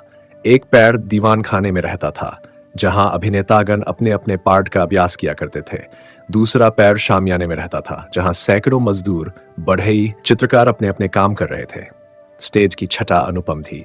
जिधर देखिए हरियाली की बहार थी। पर्दा उठते ही बनारस में ही वृंदावन का दृश्य आंखों के सामने आ जाता था। यमुना तट के कुंज, उनकी छाया में विश्राम करती हुई गायें, हिरनों के झुंड, कदम की डालियों पर बैठे हुए मोर और पपीहे, संपूर्ण दृश्य काव्य रस में डूबा हुआ था। रात के 8 बजे थे। बिजली की बत्तियों से सारा मंडप ज्योतिर्मय हो रहा था। सदर फाटक पर बिजली का एक सूर्य बना हुआ था, जिसके प्रकाश में जमीन पर रेंगने वाली चींटियां भी दिखाई देती थीं। 7 ही बजे से दर्शकों का समारोह होने लगा। लाला प्रभाशंकर अपना काला चोंगा पहने, एक केसरिया पाग बांधे मेहमानों का स्वागत कर रहे थे। महिलाओं के लिए दूसरी ओर पर्दे डाल दिए गए थे। यद्यपि श्रद्धा को इन लीलाओं से विशेष प्रेम न था, तथापि गायत्री के अनुरोध से उसने महिलाओं के आदर सत्कार का भार अपने सिर ले लिया था। 8 बजते बजते पंडाल दर्शकों से भर गया, जैसे मेले में रेलगाड़ियां ठस जाती हैं। मायाशंकर ने सबके आग्रह करने पर भी कोई पार्ट न लिया था। मंडप के द्वार पर खड़ा लोगों के जूतों की रखवाली कर रहा था। इस वक्त तक शामियाने के बाजार सा लगा हुआ था। कोई हंसता था, कोई अपने सामने वालों को धक्के देता था। कुछ लोग राजनीतिक प्रश्नों पर वाद विवाद कर रहे थे। कहीं जगह के लिए लोगों में हाथापाई हो रही थी। बाहर सर्दी से हाथ पांव अकड़े जाते थे, पर मंडप में खासी गर्मी थी। ठीक 9 बजे पर्दा उठा। राधिका हाथ में वीणा लिए कदम के नीचे खड़ी सूरदास का एक पद गा रही थी। यद्यपि राधिका का पार्ट उस पर फपता न था। उसकी गौरवशीलता, उसकी प्रौढ़ता, उसकी प्रतिभा एक चंचल ग्वाल कन्या के स्वभावानुकूल न थी, किंतु जगमगाहट ने सबकी समालोचक शक्तियों को वशीभूत कर लिया था। सारी सभा विस्मय और अनुराग में डूबी हुई थी। यह तो कोई स्वर्ग की अप्सरा है। उसकी मृदुल वाणी, उसका कोमल गान, उसके अलंकार और भूषण, उसके हाव भाव, उसके स्वर लालित्य, किस किस की प्रशंसा की जाए। वह एक थी, अद्वितीय थी, कोई उसका सानी, उसका जवाब न था। राधा के पीछे 3 सखियां और आई ललिता, चंद्रावली और श्यामा। सब अपनी अपनी विरह कथा सुनाने लगीं। कृष्ण की निष्ठुरता और कपट की चर्चा होने लगी। उस पर घरवालों की रोकथाम, डांट डपट भी मारे डालती थी। एक बोली, मुझे तो पनघट पर जाने की रोक हो रही है। दूसरे बोली, मैं तो द्वार खड़ी होकर झांकने भी न पाती। तीसरी बोली, जब दही बेचने जाती हूं तब बुढ़िया साथ हो लेती है। राधिका ने सजल नेत्र होकर कहा, मैं तो बदनाम हो गई, अब किसी से उनकी बात नहीं हो सकती।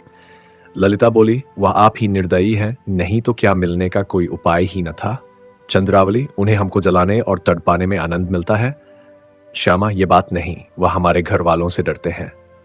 राधा, चल तू उनका यूं ही पक्ष लिया करती है।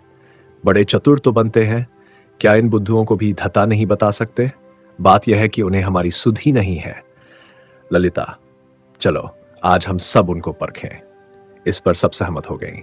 इधर उधर चौकन्नी आंखों से ताक ताक कर, हाथों से बता बता कर, भौहें नचा नचा कर आपस में सलाह होने लगी। परीक्षा का क्या रूप होगा इसका निश्चय हो गया। चारों प्रसन्न होकर एक गीत गाती हुई स्टेज से चली गई। पर्दा गिर गया, फिर पर्दा उठा है। वृक्षों के समूह में एक छोटा सा गांव दिखाई दिया। फूस के कई झोंपड़े थे, बहुत ही साफ सुथरे, फूल पत्तियों से सजे हुए। उनमें कहीं कहीं गाय बंधी हुई थीं, कहीं बछड़े किलोलें करते थे, कहीं दूध बिलोया जाता था। बड़ा सुरम्य दृश्य था। एक मकान में चंद्रावली पलंग पर पड़ी कराह रही थी। उसके सिरहाने कई आदमी बैठे पंखा झल रहे थे। कई स्त्रियां पैर की ओर खड़ी थीं। बैद, बैद की पुकार हो रही थी। दूसरी झोंपड़ी में ललिता पड़ी थी। उसके पास भी कई स्त्रियां बैठी टोना टोटका कर रही थीं। कई कहती थी आसेव है और चुड़ैल का फेर बतलाती थी। ओझा जी को बुलाने की बातचीत हो रही थी। एक युवक खड़ा कह रहा था, यह सब तुम्हारा ढकोसला है, इसे कोई हृदय रोग है, किसी चतुर वैद्य को बुलाना चाहिए। तीसरे झोंपड़े में श्यामा की खटोली थी, वहां भी यही वैद्य की पुकार थी। चौथा मकान बहुत बड़ा था, द्वार पर बड़ी बड़ी गायें थी। एक ओर अनाज के ढेर लगे हुए थे, दूसरी ओर मटकों में दूध भरा रखा था। चारों तरफ सफाई थी। इसमें राधिका रुग्णावस्था में बेचैन पड़ी थी। उसके समीप एक पंडित जी आसन पर बैठे हुए पाठ कर रहे थे। द्वार पर भिक्षुकों को अन्नदान दिया जा रहा था। घर के लोग राधिका को चिंतित नेत्रों से देखते थे और बैद बैद पुकारते थे।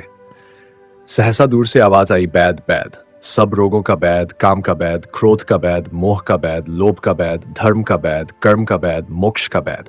मन का मैल निकाले, अज्ञान का मैल निकाले, ज्ञान की सींगी लगाए, हृदय की पीर मिटाए। बैद बैद। लोगों ने बाहर निकलकर वैद्य जी को बुलाया। उसके कांधे पर झोली थी, सिर पर एक लाल गोल गरे पगड़ी, देह पर एक हरी बनात की गोटेदार चपकन थी। आंखों में सुरमा, अधरों पर पान की लाली, चेहरे पर मुस्कुराहट थी। चाल डाल से बांकापन बरसता था। स्टेज पर आते ही उन्होंने झोली उतार कर रख दी और बांसुरी बजा बजा कर गाने लगे। मैं तो हरत विरह की पीर, प्रेमदाह को शीतल करता जैसे अग्नि को नीर।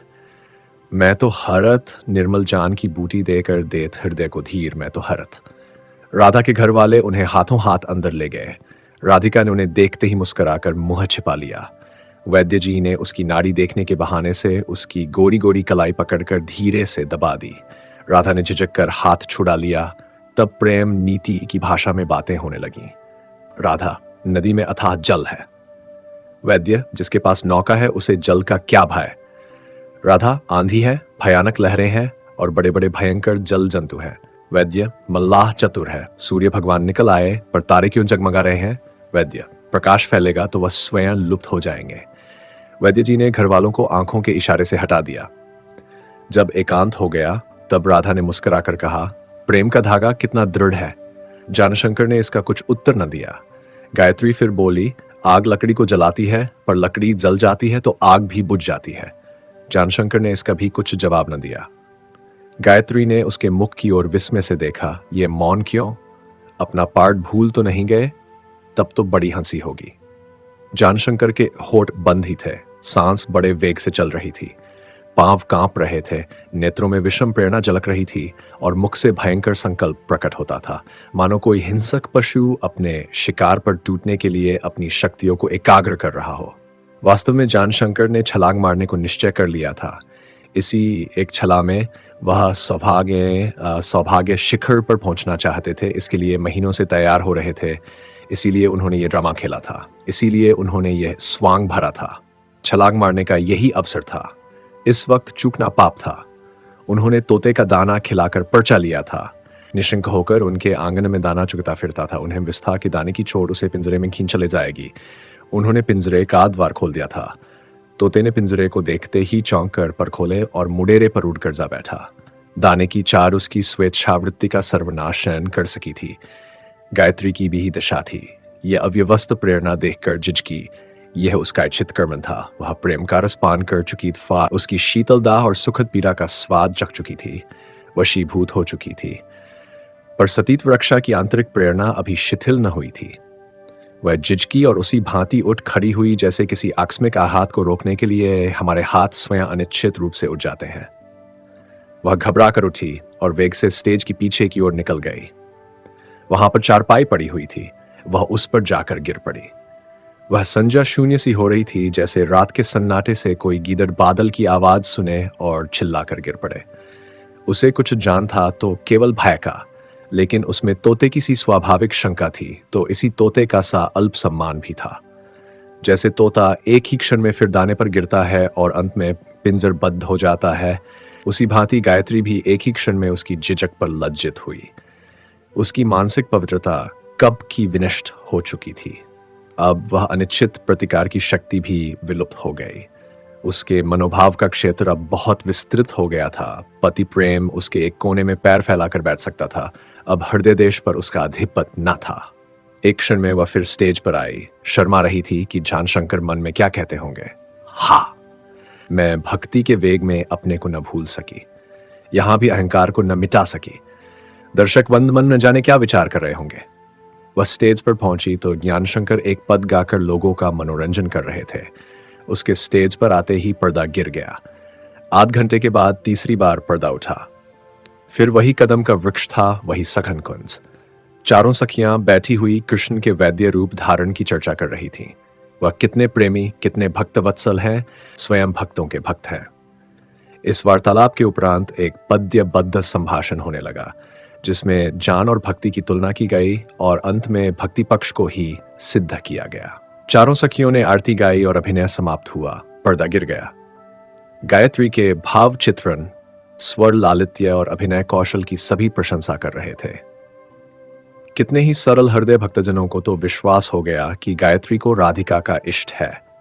सभ्य समाज इतना प्रगल्भ तो न था, फिर भी गायत्री की प्रतिभा, उसके तेजमय सौंदर्य, उसके विशाल गांभीर्य, उसकी अलौकिक मृदुलता का जादू सभी पर छाया हुआ था। जानशंकर के अभिनय कौशल की भी सराहना हो रही थी। यद्यपि उनका गाना किसी को पसंद न आया, उनकी आवाज में लोच का नाम भी न था, फिर भी वैद्य लीला निर्दोष बताई जाती थी।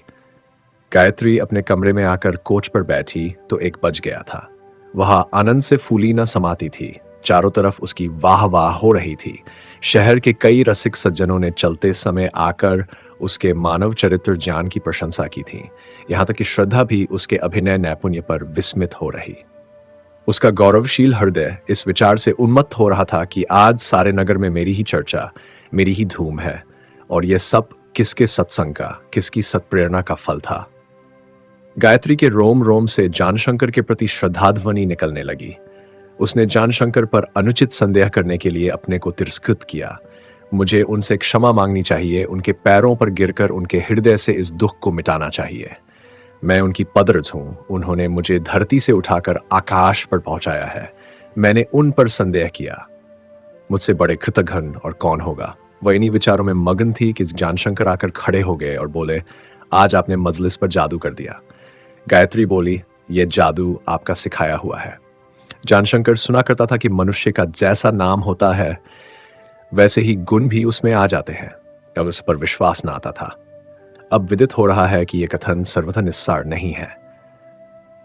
मुझे 2 बार से अनुभव हो रहा है, जब अपना पार्ट खेलने लगता हूं तब किसी दूसरे ही जगत में पहुंच जाता हूं। चित्त पर एक विचित्र आनंद छा जाता है। ऐसा भ्रम होने लगता है कि मैं वास्तव में कृष्ण हूं। गायत्री, मैं भी ये कहने वाली थी। मैं तो अपने को बिल्कुल भूल ही जाती हूं। छान, संभव है उस आत्मविस्मृति की दशा में मुझसे कोई अपराध हो गया हो तो उसे क्षमा कीजिएगा। गायत्री सकुचाती हुई बोली, प्रेमोद्गार में अंतःकरण निर्मल हो जाता है, वासनाओं का लेश भी नहीं रहता। जानशंकर 1 मिनट तक खड़े इन शब्दों के आशय पर विचार करते रहे और तब बाहर चले गए। दूसरे दिन विद्यावती बनारस पहुंची। उसने अपने आने की सूचना न दी थी, केवल एक भरोसे के नौकर को साथ लेकर चली आई। ज्यों ही द्वार पर पहुंची उसे बृहत पंडाल दिखाई दिया। अंदर गीत और श्रद्धा दौड़कर उससे गले मिली। महरियां दौड़ी आईं। वह सब की सब विद्या को करुणा सूचक नेत्रों से देख रही थी।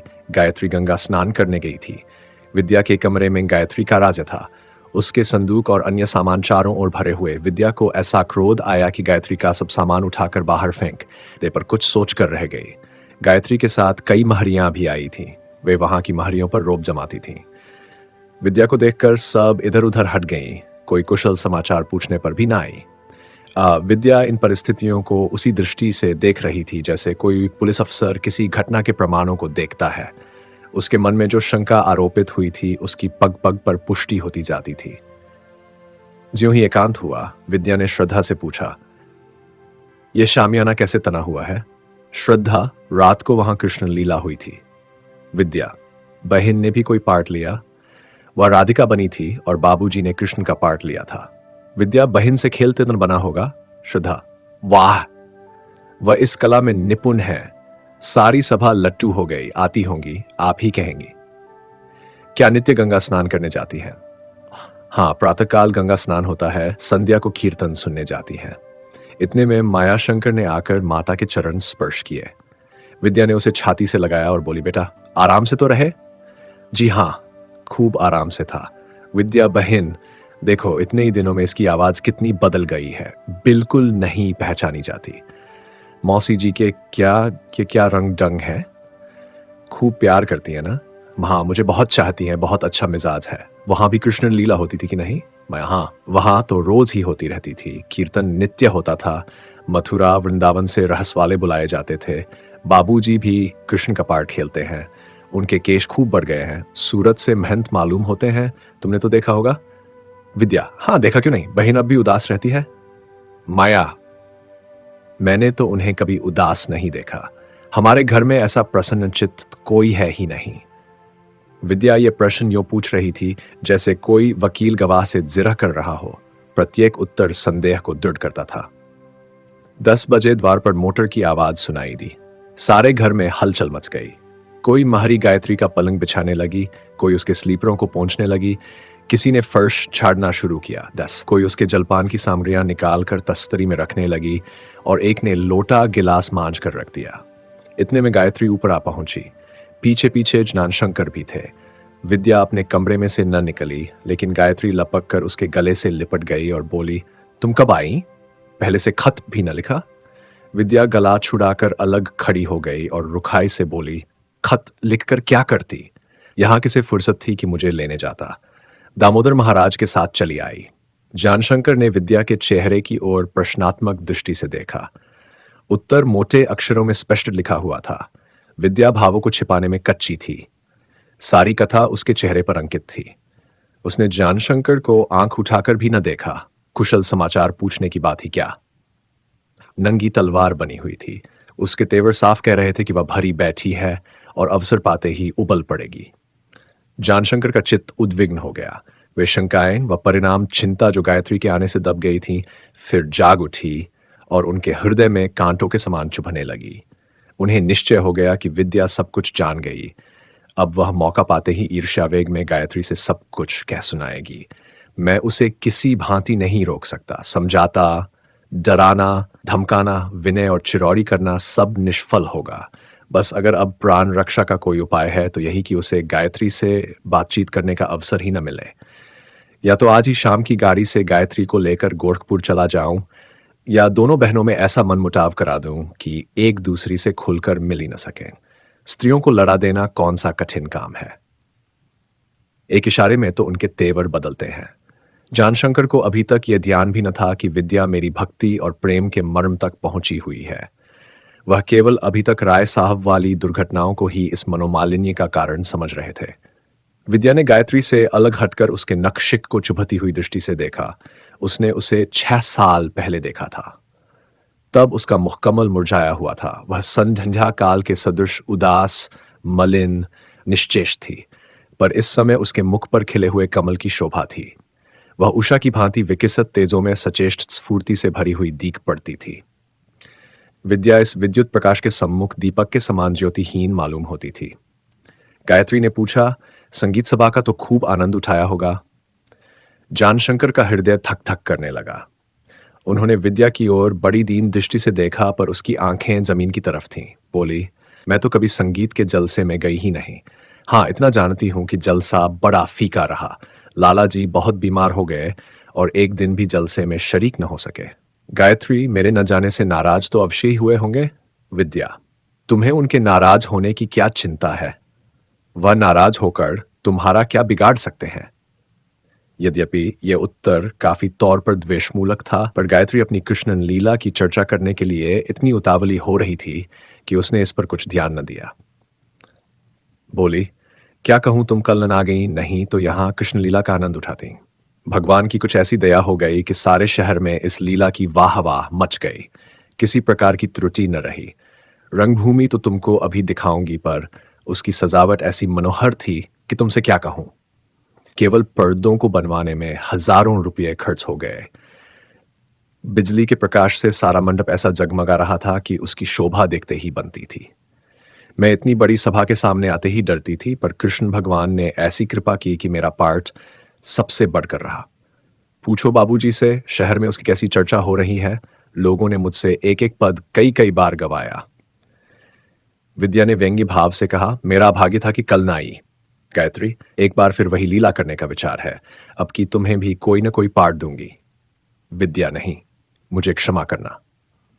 नाटक खेलकर स्वर्ग में जाने की मुझे आशा नहीं है। गायत्री विस्मित होकर विद्या का मुंह ताकने लगी, लेकिन जानशंकर मन में मुग्ध हुए जाते थे। दोनों बहनों में वह जो भेदभाव डालना चाहते थे, वह आप ही आप आरोपित हो रहा था। ये शुभ लक्षण थे। गायत्री से बोले, मेरे विचार में यहां अब आपको कष्ट होगा। क्यों न बंगले में एक कमरा आपके लिए खाली कर दूं। वहां आप ज्यादा आराम से रह सकेंगी। गायत्री ने विद्या की तरफ देखते हुए कहा, क्यों विद्या, बंगले में चली जाऊं? बुरा तो न मानोगी। मेरे यहां रहने से तुम्हारे आराम में विघ्न पड़ेगा। मैं बहुधा भजन गाया करती हूं। विद्या, तुम मेरे आराम की चिंता मत करो। मैं इतनी इतनी नाजुक दिमाग नहीं हूं। हाँ, अगर तुम्हें यहां कोई असमंजस हो तो शौक से बंगले में चली जाओ। जानशंकर ने गायत्री का असबाब उठा खाकर बंगले में रखवा दिया। गायत्री ने भी विद्या से और कुछ न कहा। उसे मालूम हो गया कि यह समय ईर्ष्या के मारे मरी जाती है, और ऐसा कौन प्राणी होगा जो ईर्ष्या की क्रीड़ा का आनंद न उठाना चाहे। उसने एक बार विद्या को सगर्व नेत्रों से देखा और जीने की तरफ चली गई। रात के 9 बजे थे। गायत्री वीणा पर गा रही थी कि जानशंकर ने कमरे में प्रवेश किया। उन्होंने आज देवी से वरदान मांगने का निश्चय कर लिया था। लोहा लाल हो रहा था। अब आगा पीछा करने का अवसर न था। ताबड़तोड़ चोटों की जरूरत थी। एक दिन की देर भी बरसों के अविरल उद्योग पर पानी फेर सकती थी, जीवन की समस्त आशाओं को मिट्टी में मिला सकती थी। विद्या की अनुचित बात सारी बाजी को पलट सकती थी। उसका एक द्वेषमूलक संकेत उनके सारे हवाई किलों को विध्वंस कर सकता था। कदाचित किसी सेनापति को रणक्षेत्र में इतना महत्वपूर्ण और निश्चयकारी अवसर न प्रतीत होगा जितना इस समय जानशंकर को मालूम हो रहा था। उनकी अवस्था उस सिपाही की सी थी जो कुछ दूर पर खड़ा शस्त्रशाला में आग की चिंगारी पड़ते देखे और उसको बुझाने के लिए बेतहाश दौड़े।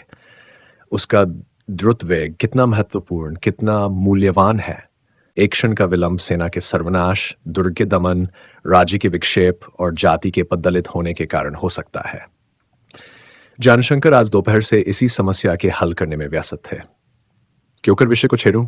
ऐसा अंदाजा होना चाहिए कि मेरी निष्काम वृत्ति का पर्दा न खुलने पाए। उन्होंने अपने मन में विषय प्रवेश का ऐसा क्रम बांधा था कि मायाशकन को गोद लेने का प्रस्ताव गायत्री की ओर से हो और उसके गुण दोषों की निस्वार्थ भाव से व्याख्या करूं। मेरी हैसियत एक तीसरे आदमी की सी रहे, एक शब्द से भी पक्षपात प्रकट न हो।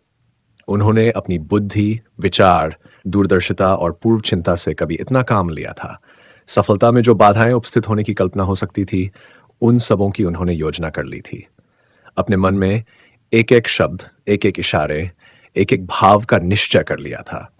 वह एक खेसरिया रंग की रेशमी चादर ओढ़े हुए थे। लंबे केश चादर पर बिखरे पड़े थे। मेरी आंखों से भक्ति का आनंद टपक रहा था और मुखारविंद प्रेम की दिव्य ज्योति से आलोकित था। उन्होंने गायत्री को अनुरागमय दृष्टि से देखकर कहा, आपके पदों में गजब का जादू है। हृदय में प्रेम की तरंगे उठने लगती हैं, चित्त भक्ति से उन्मत्त हो जाता है। गायत्री ने मुस्कुराकर कहा, यह जादू मेरे पदों में नहीं है, आपके कोमल हृदय में है। बाहर की फीकी नीरस ध्वनि भी अंदर जाकर सुरीली और रस्मी हो जाती है। साधारण दीपक भी मोटे शीशे के अंदर बिजली का लैंप बन जाता है।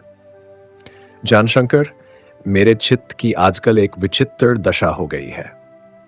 मुझे अब विश्वास हो गया है कि मनुष्य में एक ही साथ दो भिन्न भिन्न प्रवृत्तियों का समावेश नहीं हो सकता। एक आत्मा दो रूप धारण नहीं कर सकती।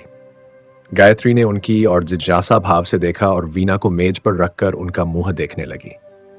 जानशंकर ने कहा, हम जो रूप धारण करते हैं उसका हमारी बातचीत और आचार व्यवहार पर इतना असर पड़ता है कि हमारी वास्तविक स्थिति लुप्त सी हो जाती है। अब मुझे अनुभव हो रहा है कि लोग क्यों लड़कों को नाटकों में स्त्रियों का रूप धरने, नाचने और भाव बताने पर आपत्ति करते हैं। एक दयालु प्रकृति का मनुष्य सेना में रहकर कितना उद्दंड और कठोर हो जाता है।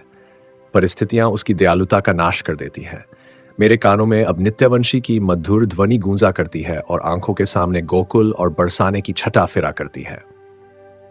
मेरी सत्ता कृष्ण में विलीन हो जाती है। राधा अब एक क्षण के लिए मेरे ध्यान से नहीं उतरती। कुछ समझ में नहीं आता कि मेरा मन मुझे किधर लिए जाता है। ये कहते कहते जानशंकर की आंखों से ज्योति सी निकलने लगी। मुखमंडल पर अनुराग छा गया और वाणी माधुर्य रस में डूब गई। बोले, गायत्री देवी, चाहे ये छोटा मुंह और बड़ी बात हो, पर सच्ची बात यह है कि इसे आत्मोत्सर्ग की दशा में तुम्हारा उच्च पद, तुम्हारा धन वैभव, तुम्हारा नाता सब मेरी आंखों में लुप्त हो जाता है और तुम मुझे वही राधा, वही वृंदावन की अलबेली, तिरछी चितवन वाली, मीठी मुस्कान वाली, मृदुल भावों वाली, चंचल चपल राधा मालूम होती हो। मैं इन भावनाओं को हृदय से मिटा देना चाहता हूँ। लाखों यंत्र करता हूँ पर वह मेरी नहीं मानता। मैं चाहता हूँ कि तुम्हें रानी गायत्री समझूं, जिसका मैं एक तुच्छ सेवक हूँ, पर बार बार भूल जाता हूँ।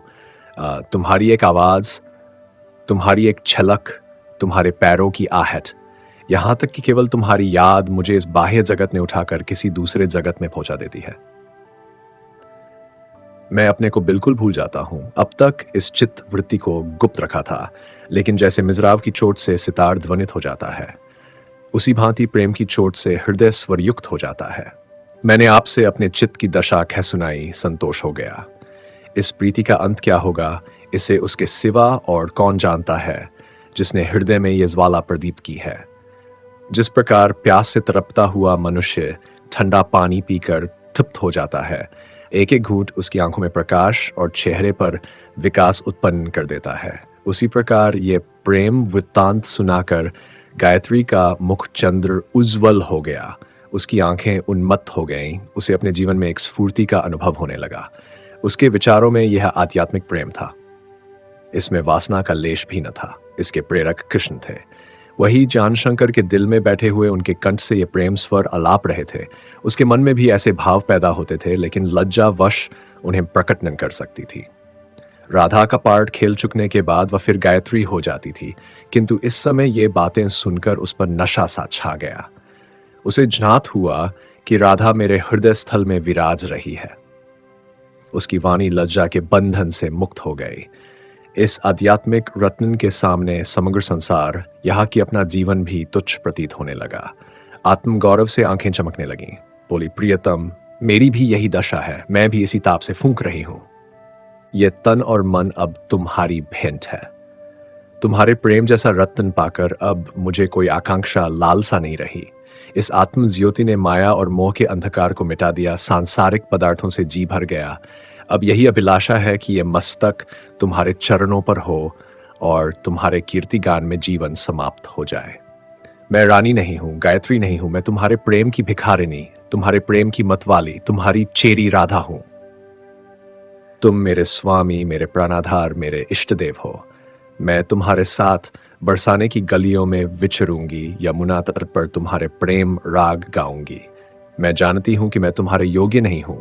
अभी मेरा चित्त भोग विलास का दास है। अभी मैं धर्म और समाज के बंधनों को तोड़ नहीं सकी हूं, पर जैसी कुछ हूं अब तुम मेरी सेवाओं को स्वीकार करो। तुम्हारे ही सत्संग ने इस स्वर्गीय सुख का रस चखाया है, क्या वह मन के विकारों को शांत न कर देगा? ये कहते कहते गायत्री के लोचन सजल हो गए। वह भक्ति से आवेग में जानशंकर के पैरों में गिर पड़ी। जानशंकर ने उसे तुरंत उठाकर छाती से लगा लिया। अकस्मात कमरे का द्वार धीरे से खुला और विद्या ने अंदर कदम रखा। जानशंकर और गायत्री दोनों ने चौंक कर द्वार की ओर देखा और झिझक कर अलग खड़े हो गए। दोनों की आंखें जमीन की तरफ झुक गईं, चेहरे पर हवाएं उड़ने लगीं। जानशंकर तो सामने की अलमारी में से एक पुस्तक निकालकर पढ़ने लगे, किंतु गायत्री ज्यों की त्यों अवाक और अचल पाषाण मूर्ति से सदृश खड़ी थी। माथे पर पसीना आ गया। जी चाहता था धरती फट जाए और मैं उसमें समा जाऊं। वह कोई बहाना, कोई हीला न कर सकी। आत्मग्लानि ने दुस्साहस का स्थान ही न छोड़ा था। उसे फर्श पर मोटे अक्षरों में ये शब्द लिखे हुए दिखते थे, अब तू कहीं की न रही, तेरे मुख में कालिक पुत गई। यही विचार उसके हृदय को आंदोलित कर रहा था। यही ध्वनि कानों में आ रही थी। वह बिलख बिलख कर रोने लगी। अभी एक क्षण पहले उसकी आंखों से आत्माभिमान बरस रहा था, पर इस वक्त उससे दीन, उससे दलित प्राणी संसार में न था। क्षण मात्र में उसकी भक्ति के स्वच्छ जल के नीचे कीचड़ था। मेरे प्रेम के सुरम्य पर्वत शिखर के नीचे निर्मल अंधकार में गुफा थी। मैं स्वच्छ जल में पैर रखते ही कीचड़ में आ फांसी, शिखर पर चढ़ते ही अंधेरी गुफा में आ गिरी।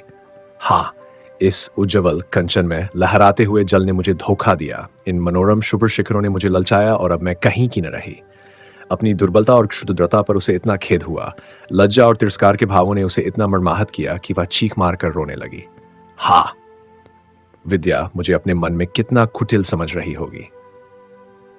वह मेरा कितना आदर करती थी, कितना लिहाज करती थी। अब मैं उसकी दृष्टि में छिछोरी हूं, कुलकलंकिनी हूं। उसके सामने सत्य और व्रत की कैसी डींगे मारती थी, सेवा और सत्कर्म की कितनी सराहना करती थी। मैं उसके सामने साध्वी सती बनती थी, अपने पातिव्रति पर घमंड करती थी, पर अब उसे मुंह दिखाने के योग्य नहीं हूं।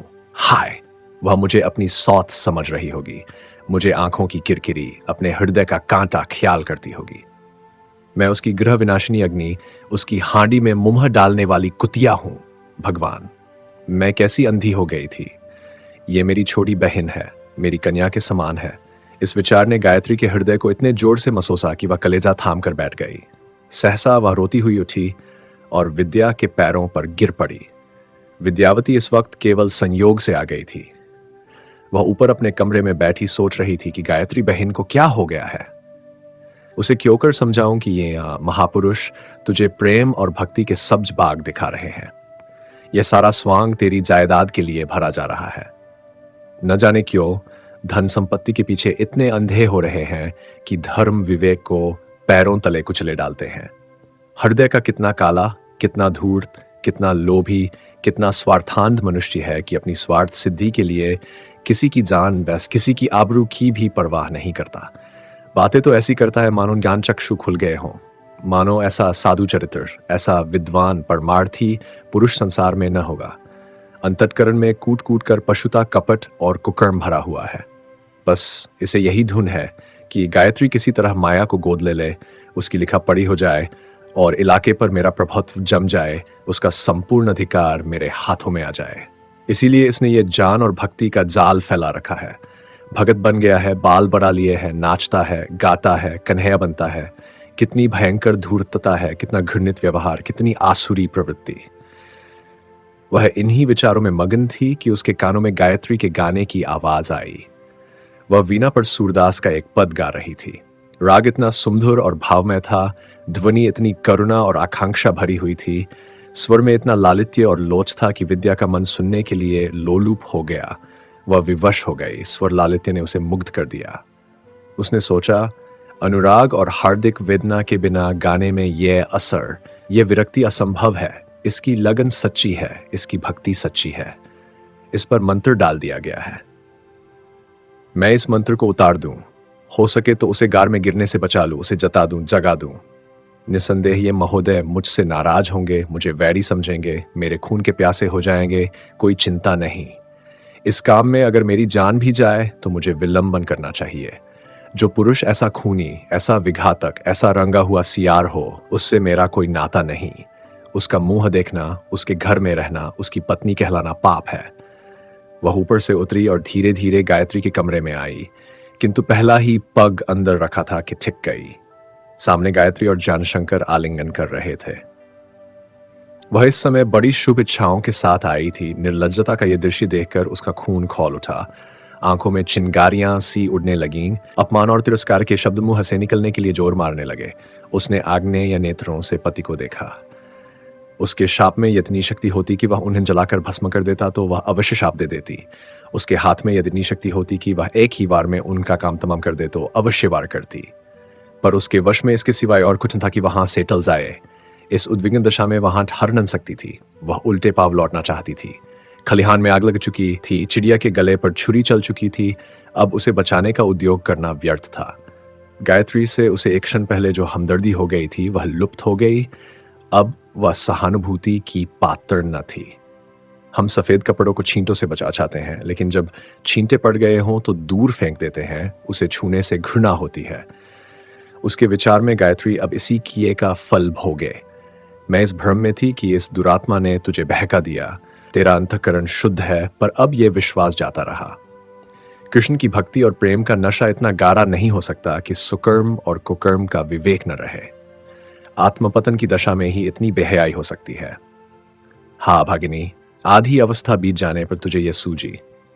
जिस पति को तू देवता समझती थी, जिसकी पवित्र स्मृति की तू उपासना करती थी, जिसका नाम लेते ही आत्मा गौरव से तेरे मुख पर लाली छा जाती थी, उसकी आत्मा को तूने यो भ्रष्ट किया, उसकी मिट्टी यो खराब की। किंतु जब उसने गायत्री को सिर झुकाकर चीख चीख कर रोते देखा तो उसका हृदय नम्र हो गया। और जब गायत्री आकर पैरों पर गिर पड़ी, तब स्नेह और भक्ति के आवेश से आतुर होकर वह बैठ गई और गायत्री का सिर उठाकर अपने कंधे पर रख लिया। दोनों बहनें रोने लगीं, एक ग्लानि, दूसरी प्रेमोद्रेक से। अब तक जानशंकर दुविधा में खड़े थे। विद्या पर कुपित हो रहे थे, पर जबान से कुछ कहने का साहस न था। उन्हें शंका हो रही थी कि कहीं ये शिकार फंदा तोड़कर भाग न जाए। गायत्री के रोने धोने पर उन्हें बड़ा क्रोध आ रहा था। जब तक गायत्री अपनी जगह पर खड़ी रोती रही, तब तक उन्हें आशा थी कि इस चोट की दवा हो सकती है। लेकिन जब गायत्री जाकर विद्या के पैरों में गिर पड़ी और दोनों बहनें गले मिलकर रोने लगीं, तब वह अधीर हो गए। अब चुप रहना, जीती जिताई बाजी को हाथ से खोना, जाल में फांसे हुए शिकार को भगाना था। उन्होंने कर्कश स्वर से विद्या से कहा, तुमको बिना आज्ञा किसी के कमरे में आने का क्या अधिकार है? विद्या कुछ न बोली। गायत्री ने उसकी गर्दन और जोर से पकड़ ली, मानो डूबने से बचने का यही एकमात्र सहारा है। जानशंकर ने और सरोष होकर कहा, तुम्हारे यहां आने की कोई जरूरत नहीं, और तुम्हारा कल्याण इसी में है कि तुम इसी दम यहां से चली जाओ, नहीं तो मैं तुम्हारा हाथ पकड़कर बाहर निकाल देने पर मजबूर हो जाऊंगा।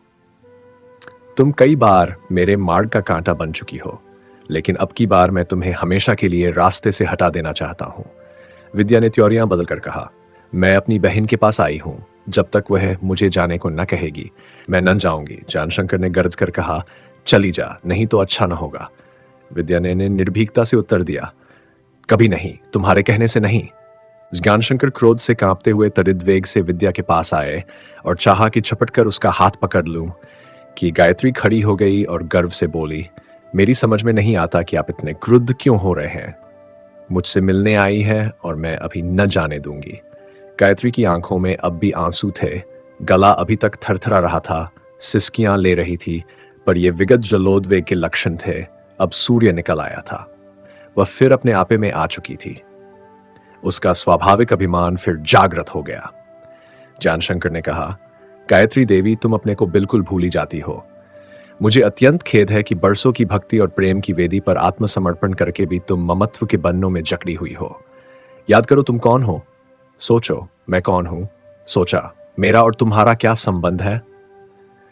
क्या तुम इस पवित्र संबंध को इतना जीर्ण समझ रही हो कि उसे वायु और प्रकाश से भी बचाया जाए? वह एक आध्यात्मिक संबंध है, अटल और अचल है। कोई पार्थिक शक्ति उसे तोड़ नहीं सकती। कितने शोक की बात है कि हमारे आत्मिक ऐक्य से भली भांति परिचित होकर भी तुम मेरी इतनी अवहेलना कर रही हो। क्या मैं ये समझ लूं कि तुम इतने दिनों तक गुड़ियों का खेल खेल रही थी? अगर वास्तव में यही बात है तो तुमने मुझे कहीं का न रखा। मैं अपना तन और मन, धर्म और कर्म सब प्रेम की भेंट कर चुका हूँ। मेरा विचार था कि तुमने भी सोच समझ कर प्रेम पथ पर पग रखा है और उसकी कठिनाइयों को जानती हो। प्रेम का मार्ग कठिन है, दुर्गम और अपार। यहाँ बदनामी है, कलंक है। यहाँ लोक निंदा और अपमान है, लांछन है, व्यंग्य है। यहाँ वही धाम पर पहुंचता है जो दुनिया से मुंह मोड़े, संसार से नाता तोड़े। इस मार्ग में सांसारिक संबंध पैरों की बेड़ी है, उसे तोड़े बिना एक पग भी रखना असंभव है। यदि तुमने परिणाम का विचार नहीं किया और केवल मनोविनोद के लिए चल खड़ी हुई तो तुमने मेरे साथ घोर अन्याय किया। इसका अपराध तुम्हारी गर्दन पर होगा। यद्यपि ज्ञानशंकर मनोभावों को गुप्त रखने में सिद्धहस्त थे, पर इस समय उनका खिसियाया हुआ चेहरा उनकी इस सारगर्भित प्रेम व्याख्या का पर्दा खोल देता था। मुलम्मे की अंगूठी ताव खा चुकी थी। इससे पहले ज्ञानशंकर के मुंह से ये बातें सुनकर कदाचित गायत्री रोने लगती और ज्ञानशंकर के पैरों पर गिर क्षमा मांगती। नहीं, बल्कि ज्ञानशंकर की अभक्ति पर ये शब्द स्वयं उसके मुंह से निकलते। लेकिन वहन शाहिर हो चुका था। उसने ज्ञानशंकर के मुंह की तरफ उड़ती हुई निगाह से देखा। वहां भक्ति का रोगन था। नटके लंबे केश और भड़कीले वस्त्र उतर चुके थे। वह मुखश्री जिस पर दर्शक गनलट्टू हो जाते और जिस कारंगमंच पर करतल ध्वनि से स्वागत किया जाता था, क्षीण हो गई थी। जिस प्रकार को सीधा सादा देहाती एक बार ताश वालों के दल में आकर फिर उसके पास खड़ा भी नहीं होता कि ही उनके बहकावे में आ जाए, उसी प्रकार गायत्री भी यहां से दूर भागना चाहती थी। उसने ज्ञानशंकर को कुछ उत्तर न दिया और विद्या का हाथ पकड़े हुए द्वार की ओर चली। ज्ञानशंकर को ज्ञात हो गया कि मेरा मंत्र ना चला। उन्हें क्रोध आया, मगर गायत्री पर नहीं, अपनी विफलता और दुर्भाग्य पर। शोक, मेरी 7 वर्षों की अविश्रांत तपस्याएं निष्फल हुई जाती हैं। जीवन की आशाएं सामने आकर रूठी जाती हैं। क्या करूं? उन्हें क्यों कर मनाऊं? मैंने अपनी आत्मा पर कितना अत्याचार किया, कैसे कैसे षड्यंत्र रचे। इसी एक अभिलाषा पर अपना दीन ईमान न्योछावर कर दिया। वह सब कुछ किया जो न करना चाहिए था।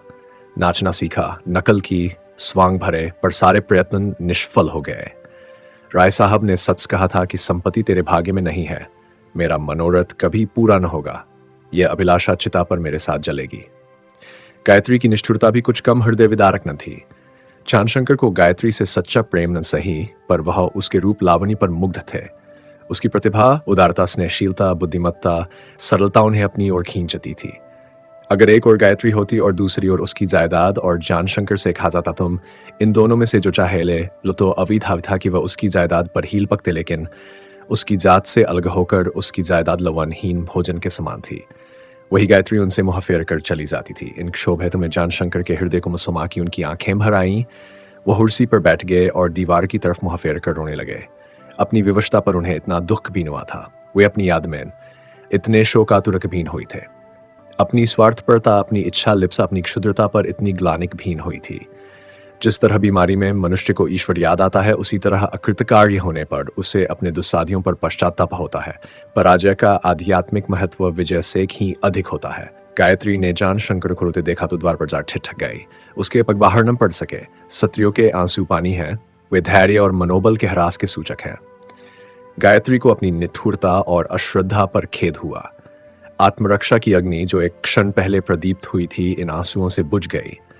वे भावनाएं सजीव हो गईं जो 7 वर्षों से मन को लालायित कर रही थी। वे सुखद वार्ताएं, वे मनोहर क्रीड़ाएं, वे आनंदमय कीर्तन, वे प्रीति की बातें, वे वियोग कल्पनाएं नेत्रों के सामने फिरने लगीं। लज्जा और ग्लानि के बादल फट गए। प्रेम का चांद चमकने लगा। वह ज्ञानशंकर के पास आकर खड़ी हो गई और रूमाल से उनके आंसू पोंछने लगी। प्रेमानुराग से विह्वल होकर उसने उनका मस्तक अपनी गोद में रख लिया। उन अश्रुप्लावित नेत्रों में उसे प्रेम का अथाह सागर लहरें मारता हुआ नजर आया। ये मुख कमल प्रेम सूर्य की किरणों से विकसित हो रहा था। उसने उनकी तरफ सतृष्ण नेत्रों से देखा। उनमें क्षमा प्रार्थना भरी हुई थी, मानो वह कह रही थी, हाँ, मैं कितनी दुर्बल, कितनी श्रद्धाहीन हूं, कितनी जड़भक्त हाँ कि रूप और गुण का निरूपण न कर सकी। मेरी अभक्ति ने इनके विशुद्ध और कोमल हृदय को व्यथित किया होगा। तुमने मुझे धरती से उठाकर आकाश पर पहुंचाया। तुमने मेरे हृदय में शक्ति का अंकुर जमाया। तुम्हारे ही सदुपदेशों से मुझे सतप्रेम का स्वर्गीय आनंद प्राप्त हुआ। एकाएक मेरी आंखों पर पर्दा कैसे पड़ गया? मैं इतनी अंधी कैसे हो गई? निस्संदेह कृष्ण भगवान मेरी परीक्षा ले रहे थे और मैं उसमें अनुत्तीर्ण हो गई। उन्होंने मुझे प्रेम कसौटी पर कसा और मैं खोटी निकली। शोक, मेरी 7 वर्षों की तपस्या एक क्षण में भंग हो गई। मैंने उस पुरुष पर संदेह किया जिसके हृदय में कृष्ण का निवास है, जिसके कंठ में मुरली की ध्वनि है। राधा, तुमने क्यों मेरे दिल पर से अपना जादू खींच लिया? मेरे हृदय में आकर बैठो और मुझे धर्म का अमृत पिलाओ। ये सोचते सोचते गायत्री की आंखें अनुरक्त हो गई। वह कंपित स्वर से बोली, भगवन, तुम्हारी चेरी तुम्हारे सामने हाथ बांधे खड़ी अपने अपराधों की क्षमा मांगती है। ज्ञान शंकर ने उसे चुभती हुई दृष्टि से देखा और समझ गए कि मेरे आंसू काम कर गए। इस तरह चौंक पड़े मानो नींद से जगे हो और बोले, राधा, गायत्री, मुझे क्षमादान दीजिए। जान, तुम मुझसे क्षमादान मांगती हो? यह तुम्हारा अन्याय है। तुम प्रेम की देवी हो, वात्सल्य की मूर्ति, निर्दोष, निष्कलंक। ये मेरा दुर्भाग्य है कि तुम इतनी अस्थिर चित्त हो। प्रेमियों के जीवन में सुख कहाँ? तुम्हारी अस्थिरता ने मुझे संज्ञाहीन कर दिया है। मुझे अब भी भ्रम हो रहा कि गायत्री देवी से बातें कर रहा हूं या राधा रानी से। मैं अपने आप को भूल गया हूं। मेरे हृदय को ऐसा आघात पहुंचा है कि कह नहीं सकता यह घाव कभी भरेगा या नहीं। जिस प्रेम और भक्ति को मैं अटल समझता था, वह बालू की भीत से भी ज्यादा पोली निकली। उस पर मैंने जो आशालता आरोपित की थी, जो बाग लगाया था, वह सब जलमग्न हो गया। आह, मैं कैसे कैसे मनोहर स्वप्न देख रहा था। सोचा था यह प्रेम वाटिका कभी फूलों से लहराएगी। हम और तुम सांसारिक मायाजाल को हटाकर वृंदावन के किसी शांति कुंज में बैठे हुए भक्ति का आनंद उठाएंगे। अपनी प्रेम ध्वनि से वृक्ष कुंजों को गुंजित कर देंगे। हमारे प्रेम गान से कालिंदी की लहरें प्रतिध्वनित हो जाएंगी। मैं कृष्ण का चाकर बनूंगा, तुम उनके लिए पकवान बनाओगी। संसार से अलग, जीवन के अपवादों से दूर हम अपनी प्रेम कुटी बनाएंगे और राधा कृष्ण की अटल भक्ति में जीवन के बचे हुए दिन कर देंगे, अथवा अपने ही कृष्ण मंदिर में राधा कृष्ण के चरणों से लगे हुए इस असार संसार से प्रस्थान कर जाएंगे। इसी सदुद्देश्य से मैंने आपकी रियासत की और यहाँ की पूरी व्यवस्था की और वैसा प्रतीत हो रहा सब शुभकामनाएं दिल में ही रहेंगी और मैं शीघ्र ही संसार से हताश और भग्न हृदय विदा हूंगा। गायत्री प्रेम उन्मत्त होकर बोली, भगवान, ऐसी बातें मुंह से न निकालो। मैं दीन अबला हूं, अज्ञान के अंधकार में डूबी हुई मिथ्या भ्रम में पड़ जाती हूं, पर मैंने तुम्हारा दामन पकड़ा है, तुम्हारी शरणागत हूं। तुम्हें मेरी क्षुद्रताएं, मेरी दुर्बलताएं सभी क्षमा करनी पड़ेंगी। मेरी भी यह अभिलाषा है कि तुम्हारे चरणों से लगी रहूं। मैं भी संसार से मुंह मोड़ लूंगी, सबसे नाता तोड़ लूंगी और तुम्हारे साथ बरसाने और वृंदावन की गलियों में विचरूंगी। मुझे अगर कोई सांसारिक चिंता है तो वह यह है कि मेरे पीछे मेरे इलाके का प्रबंध सुयोग्य हाथों में रहे, मेरी प्रजा पर अत्याचार न हो और रियासत की आमदनी परमार्थ में लगे। मेरा और तुम्हारा निर्वाह 10-12 हजार रुपयों में हो जाएगा। मुझे और कुछ न चाहिए। हाँ, ये लालसा अवश्य है कि मेरी स्मृति बनी रहे, मेरा नाम अमर हो जाए, लोग मेरे यश और कीर्ति की चर्चा करते रहें। यही चिंता है जो अब तक मेरे पैरों की बेड़ी बनी हुई है। आप इस बेड़ी को काटिए, ये भार मैं आपके ही ऊपर रखती हूँ। ज्यों ही आप इन दोनों बातों की व्यवस्था कर देंगे, मैं निश्चिंत हो जाऊंगी और फिर यावत जीवन हम में वियोग न होगा। मेरी तो ये राय है कि एक ट्रस्ट कायम कर दीजिए। मेरे पतिदेव की भी ये इच्छा थी। जान शंकर, ट्रस्ट कायम करना तो आसान है, पर मुझे आशा नहीं है कि उससे आपका उद्देश्य पूरा हो। मैं पहले भी एक बार ट्रस्ट के विषय में अपने विचार प्रकट कर चुका हूं। आप अपने विचार में कितनी ही निष्प्रिय सत्यवादी ट्रस्टियों को नियुक्त करें, लेकिन अवसर पाते ही वे अपने घर भरने पर उद्यत हो जाएंगे। मानव स्वभाव बड़ा ही विचित्र है। आप किसी के विषय में विश्वस्त रीति से नहीं कह सकती कि उसकी नीयत कभी डांवाडोल न होगी, वह सन्मार्ग से कभी विचलित न होगा। हम तो वृंदावन में बैठे रहेंगे, यहाँ प्रजा पर नाना प्रकार के अत्याचार होंगे। कौन उनकी फरियाद सुनेगा? सदाव्रत की रकम नाच मुजरे में उड़ेगी, रासलीला की रकम गार्डन पार्टियों में खर्च होगी, मंदिर की सजावट के सामान ट्रस्टियों के दीवान खाने में नजर आएंगे, साधु महात्माओं के सत्कार के बदले यारों की दावतें होंगी, या आपको यश की जगह अपयश मिलेगा। यो तो कहिए आपकी आज्ञा का पालन कर दूं, लेकिन ट्रस्टियों पर मेरा जरा भी विश्वास नहीं है। आपका उद्देश्य उसी दशा में पूरा होगा जब रियासत किसी ऐसे व्यक्ति के हाथों में हो जो आपको अपना पूज्य समझता हो, जिसे आपसे श्रद्धा हो, जो आपका उपकार माने, जो दिल से आपकी शुभेच्छाओं का आदर करता हो, जो स्वयं आपके ही रंग में रंगा हुआ हो, जिसके हृदय में दया और प्रेम हो। और ये सब गुण उसी मनुष्य में हो सकते हैं जिसे आपसे पुत्रवत प्रेम हो, जो आपको अपनी माता समझता हो। अगर आपको ऐसा कोई लड़का नज़र आए, तो मैं सलाह दूँगा, उसे गोद ले लीजिए। उससे उत्तम मुझे और कोई व्यवस्था नहीं सूझती। संभव है कुछ दिनों तक हमको उसकी देख-रेख करनी पड़े, किंतु इसके बाद हम स्वच्छंद हो जाएँगे। तब हमारे आनंद और विहार के दिन होंगे। मैं अपनी प्यारी राधा के गले में प्रेम का हार डालूँगा। उसे प्रेम के राग सुनाऊँगा, दुनिया की कोई चिंता, कोई उलझन, कोई झोंका हमारी शांति में विघ्न न डाल सकेगा। गायत्री पुलकित होगी, उस आनंदमय जीवन का दृश्य उसकी कल्पना में सचित्र हो गया, उसकी तबीयत लहराने लगी। इस समय उसे अपने पति की वह वसीयत याद न रही जो उन्होंने जायदाद का प्रबंध के विषय में की थी और जिसका विरोध करने के लिए वह जान शंकर से कई बार गर्म हो पड़ी थी। वह ट्रस्ट के गुण दोष पर स्वयं कुछ विचार न कर सकी। जान शंकर का निश्चयवाचक था। ट्रस्ट पर से उसका विश्वास उठ गया। बोले, आपका कहना यथार्थ है। ट्रस्टियों का क्या विश्वास है, आदमी किसी के मन में तो बैठ नहीं सकता, अंदर का हाल कौन जाने। वह 2-3 मिनट तक विचार में मगन रही। सोच रही थी कि ऐसा कौन लड़का है जिसे मैं गोद ले सकूं। मन ही मन अपने संबंधियों और कुटुंबियों का दिग्दर्शन किया, लेकिन यह समस्या हल न हुई। लड़के थे, एक नहीं अनेक, लेकिन किसी न किसी कारण से वह गायत्री को नजते थे। सोचते सोचते सहसा वह चौंक पड़ी और मायाशंकर का नाम उसकी जुबान पर आते आते रह गया। जान शंकर ने अब अपनी मनोवांछा को ऐसा गुप्त रखा था और अपने आत्मसम्मान की ऐसी धाक जमा रखी थी कि पहले तो मायाशंकर की ओर गायत्री का ध्यान हीन गया और जब गया तो उसे अपना विचार प्रकट करते हुए भय होता था कि कहीं जान शंकर के मर्यादाशील हृदय को चोटने लगेगा। हालांकि जान शंकर का इशारा साफ, पर गायत्री पर इस समय वह नशा था जो शराब और पानी में भेद नहीं कर सकता। उसने कई बार हिम्मत की कि जिक्र छेड़ूं, किंतु जानशंकर के चेहरे से ऐसा निष्काम भाव झलक रहा था कि उसकी जबान न खुल सकी। मायाशंकर की विचारशीलता, सच्चरित्रता, बुद्धिमत्ता आदि अनेक गुण उसे याद आने लगे।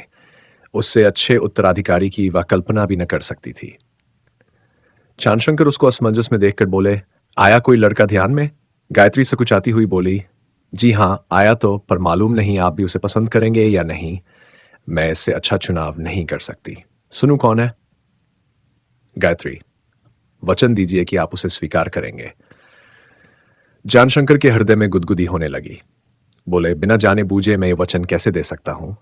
गायत्री, मैं जानती हूं कि आपको उसमें आपत्ति होगी और विद्या तो किसी प्रकार राजी ही न होगी, लेकिन इस बालक के सिवा मेरी नजर और किसी पर पड़ती नहीं। जानशंकर अपने मनोल्लास को छिपाए हुए बोले, सुनूं तो किसका भाग्य सूर्य उदय हुआ है? गायत्री, बता दूं? बुरा तो न मानिएगा ना? जान, जरा भी नहीं कहिए। गायत्री, मायाशंकर। जानशंकर इस तरह चौंक पड़े मानो कानों के पास कोई बंदूक छूट गई हो। विस्मित नेत्रों से देखा और इस भाव से बोले मानो उसने दिल लगी की है। मायाशंकर। गायत्री, हाँ आप वचन दे चुके हैं, मानना पड़ेगा। जानशंकर, मैंने कहा था कि नाम सुनकर राय दूंगा। अब नाम सुन लिया और विवशता से कहता हूं, मैं आपसे सहमत नहीं हो सकता।